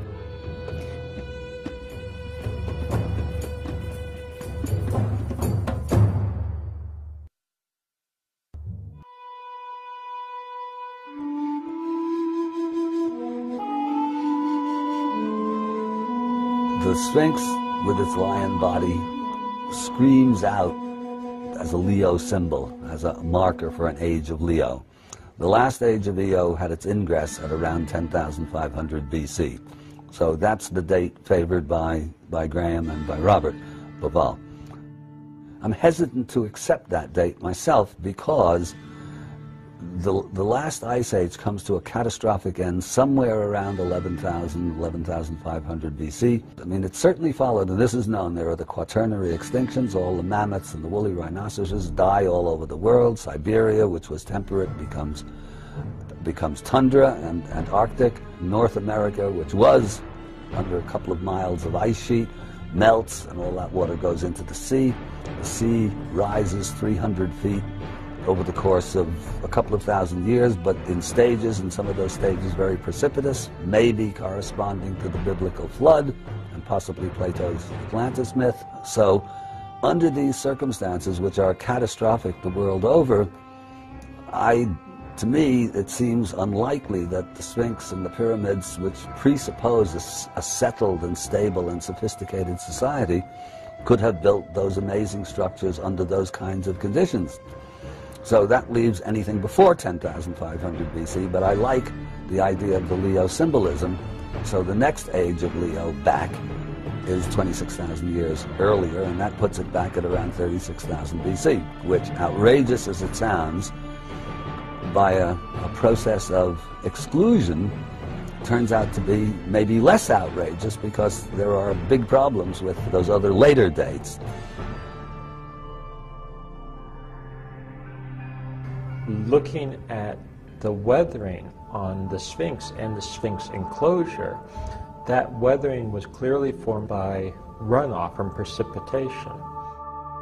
It is indeed water weathering and precipitation induced, so it has to have been done in the distant past, and the question then is, how distant was that past?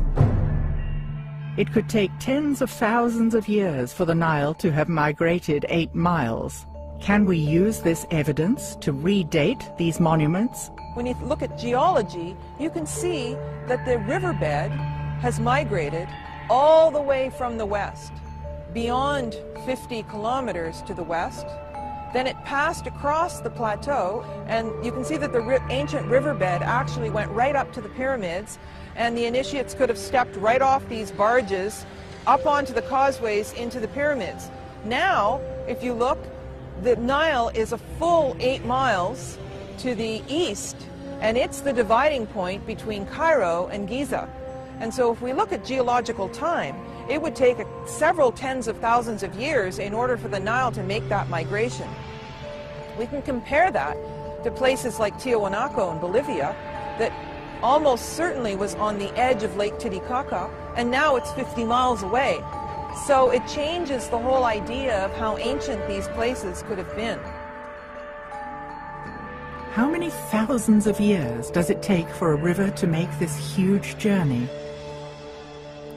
The oases of El Khaga and Fayoum run parallel to the Nile today, but 100 kilometers west. It seems that the river migrated all the way from here to its current course. Evidence of ancient human settlements has been found in the area that is now desert, but once had water. At these locations are stone circles, indicating a knowledge of astronomy. What does it tell us about the distant past? What can we conclude about the dating of the pyramids and the Sphinx? And all I can really say at this point, given the data I have, is that I think it has to be at least back to 5000 BC. Could it be older? In fact, might it well be older? Yes. Generally, if sort of pressed for dates, I'll say my best estimate is somewhere in the period of 7000 to 5000 BC. So that's really a working range that I'm comfortable with.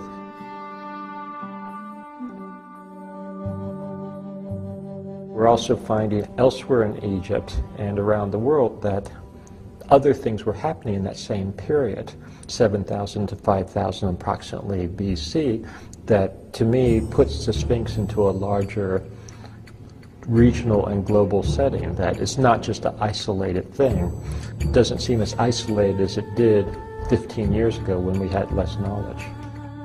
You come to tentative conclusions. If more data comes in that seems to indicate something else, I don't ever want to be afraid to change my conclusions or go where the evidence takes me.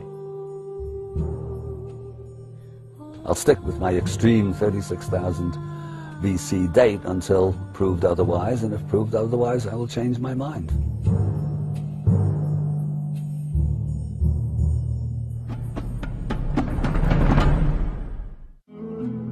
How can we tie the concept of the Yuga or Vedic cycles into something more concrete that we can recognize in our own history?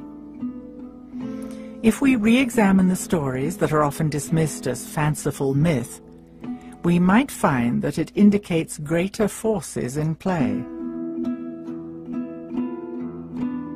Those of us that are seriously looking at this old Vedic concept of the world ages, the cycle, we know that the golden age, the last golden age, basically the peak of the cycle was about 11,500 BC, highest point. We also know that Plato mentions a series of catastrophes which have come down to us as the Atlantis legend, in which he claims that on our calendar system it would have been around 9500 BC. Some tremendous upheaval apparently occurred, a lot of destruction.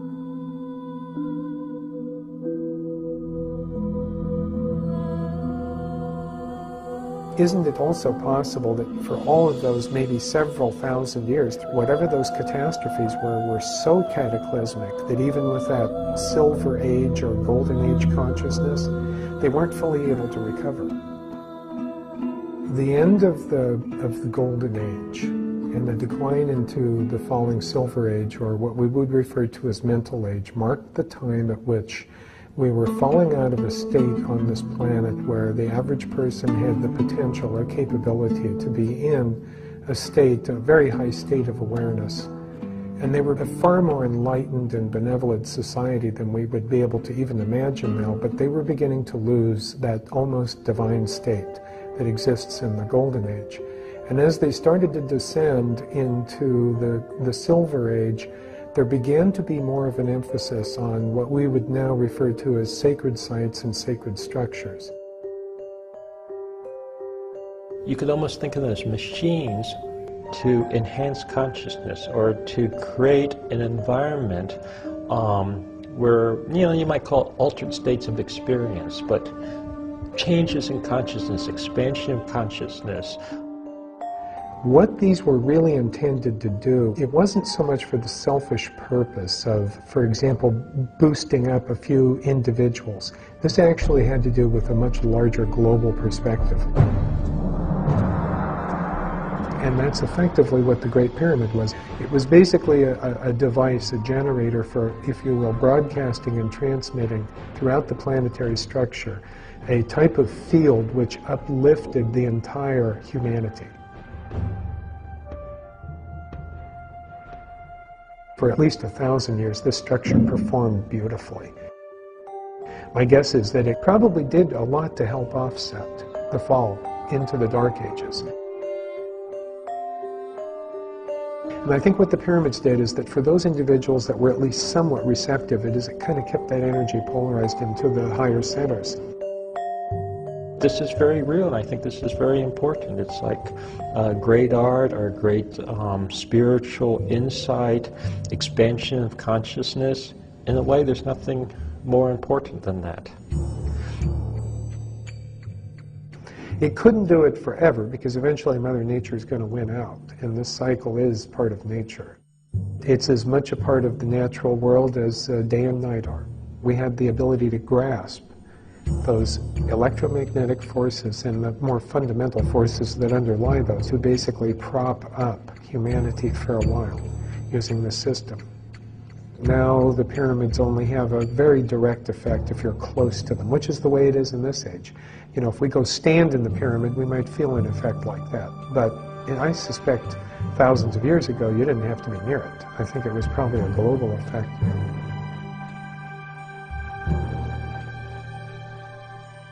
The physical structure could only do so much. The Wisdom Keepers created social structures as an additional influence to extend the energy of the Golden Age by creating mystery schools that preserved the ancient knowledge. The whole idea of the schools of mystery and the ancient knowledge and preserving those traditions that had come down from those fabulous ages, that was lost. And then eventually it was ridiculed, and then finally it had to go underground because people would either actively burn those texts or, you know, persecute the people who had that belief system. And I think at that point we were in the Dark Ages.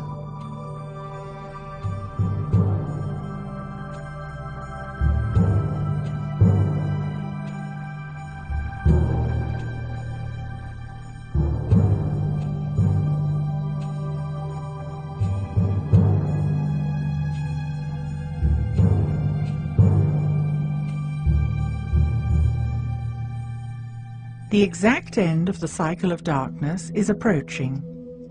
Each winter solstice before 2012, our sun comes into close alignment with the galactic center. This means we are beginning to feel the shift of energy already, even though the exact conjunction is December the 21st, 2012. So all signs point to the interpretation that we are deep into the period of increasing darkness. What happens at the end of that downward trend is a turnabout. And I believe that that's where we are right now in history. The Mayan material for 2012 basically indicates this turnabout point, this point of maximized spiritual darkness. But then in the cycles of time, we turn the corner, and we have an opportunity to open up to the transformational energies that can sweep us into the next cycle. I hope that the Mayan ancestors trying to interpret the few writings that are left are correct, that it means there's going to be some quickening or something like that. Because that would actually go with our latest understanding of the yugas. What a yuga cycle really is one precession equinox. And you know, using these later scholars' interpretation, we're actually in the very early stages of consciousness accelerating.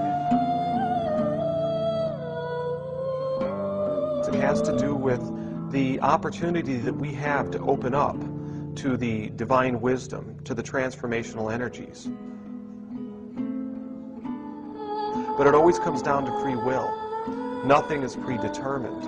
It always comes down to a choice that we all have to close down in fear succumb to fear, close down, become more limited in our consciousness, or open up to the blessing of the connection to the higher wisdom that is symbolized in the Maya tradition by the galactic center, the womb of the Great Mother, that which can transform and renew.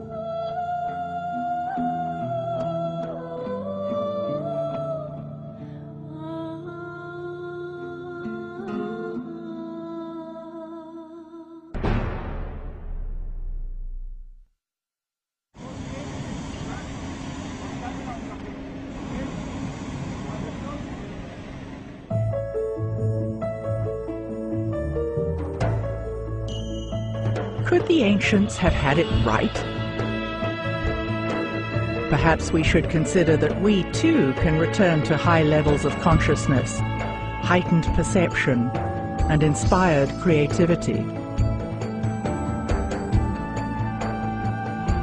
It would serve us well to embrace nature and to protect the planet's environment.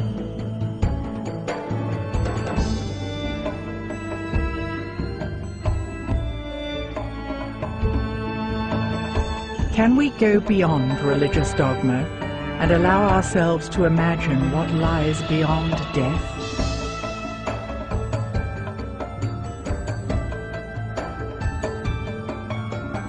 How would humanity change if, instead of material wealth, consciousness was our highest value?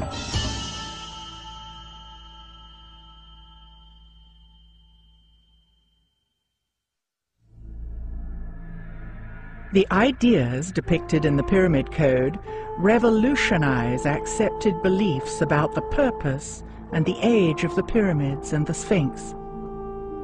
Clearly not tombs, these ancient structures may have been used to access and transmit a type of energy that affects human consciousness. We have seen concrete evidence of high-level technology with laser-cut crystals, polished black basalt floors, and curious and sophisticated instruments, including those that generated energy from sound and light. Looking at the old riverbed, it seems clear that the Nile has migrated over time, and that it once flowed to the east of the pyramids. The ancient Egyptians built temples using sacred geometry corresponding to cavities in the human body. They had a profound belief in the significance of the stars and how the patterns of the constellations corresponded to our place in the cosmos. They understood large cycles of time, and they kept meticulous records of the motion of the stars and planets. The ancients had a deep respect for the sacred feminine principle and the importance of balancing the sacred masculine and the sacred feminine. From pre-dynastic to dynastic times, the ancients maintained a deep reverence for nature. They were astonishingly creative and artistic. From clues left on temple walls, it seems clear that our Egyptian ancestors accessed altered states of consciousness. Their primary concerns were how we arrived in our earthly bodies, described in terms of biology, and what happened when we left our earthly bodies, described in terms of cosmology.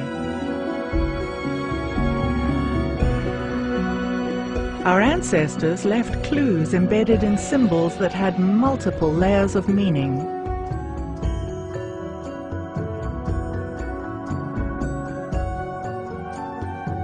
They were empowered humans, using the full capacity of their senses.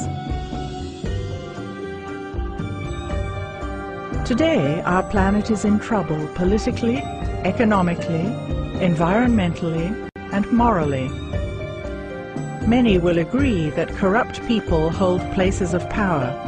Citizens are taxed beyond reason, and riches are amassed by an elite that controls the world.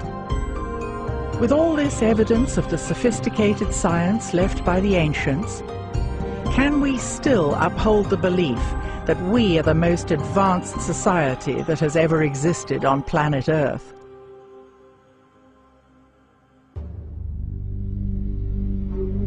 Is today's test-driven education system effective? Instead of rote memorization of facts, what would happen if today's youth were taught to expand their capacity to know? If we were taught to seek truth and justice, living by the ancient law of Ma'at, how would our society change? Taking our cue from the ancients, if we live in tune with nature, in an atmosphere of creativity and peace, and if we connect to spirituality, is this the answer to a healthy future for humanity? The ominous date of December the 21st, 2012 is fast approaching. Does this herald doomsday, or could it be a powerful gateway into new ways of being and thinking? Are we turning the corner and ascending out of the age of darkness to journey toward a new golden age? Is it possible that the ancients, living in a golden age in the distant past, were able to see into future cycles of time? Could they have predicted that humanity would plummet into the depths of collective despair? Could they have predicted that humans would be disempowered, thus losing their connection to spirituality? Did they leave magnificent structures skillfully aligned to the stars and encoded with symbols to act as a trigger for us to wake up now? It seems humanity is at a crucial juncture as we approach 2012. Are we ready to walk forward into a new future? Have we finally cracked the Pyramid Code? Wake up! We have it. We got it. Just know that we have it. And it works.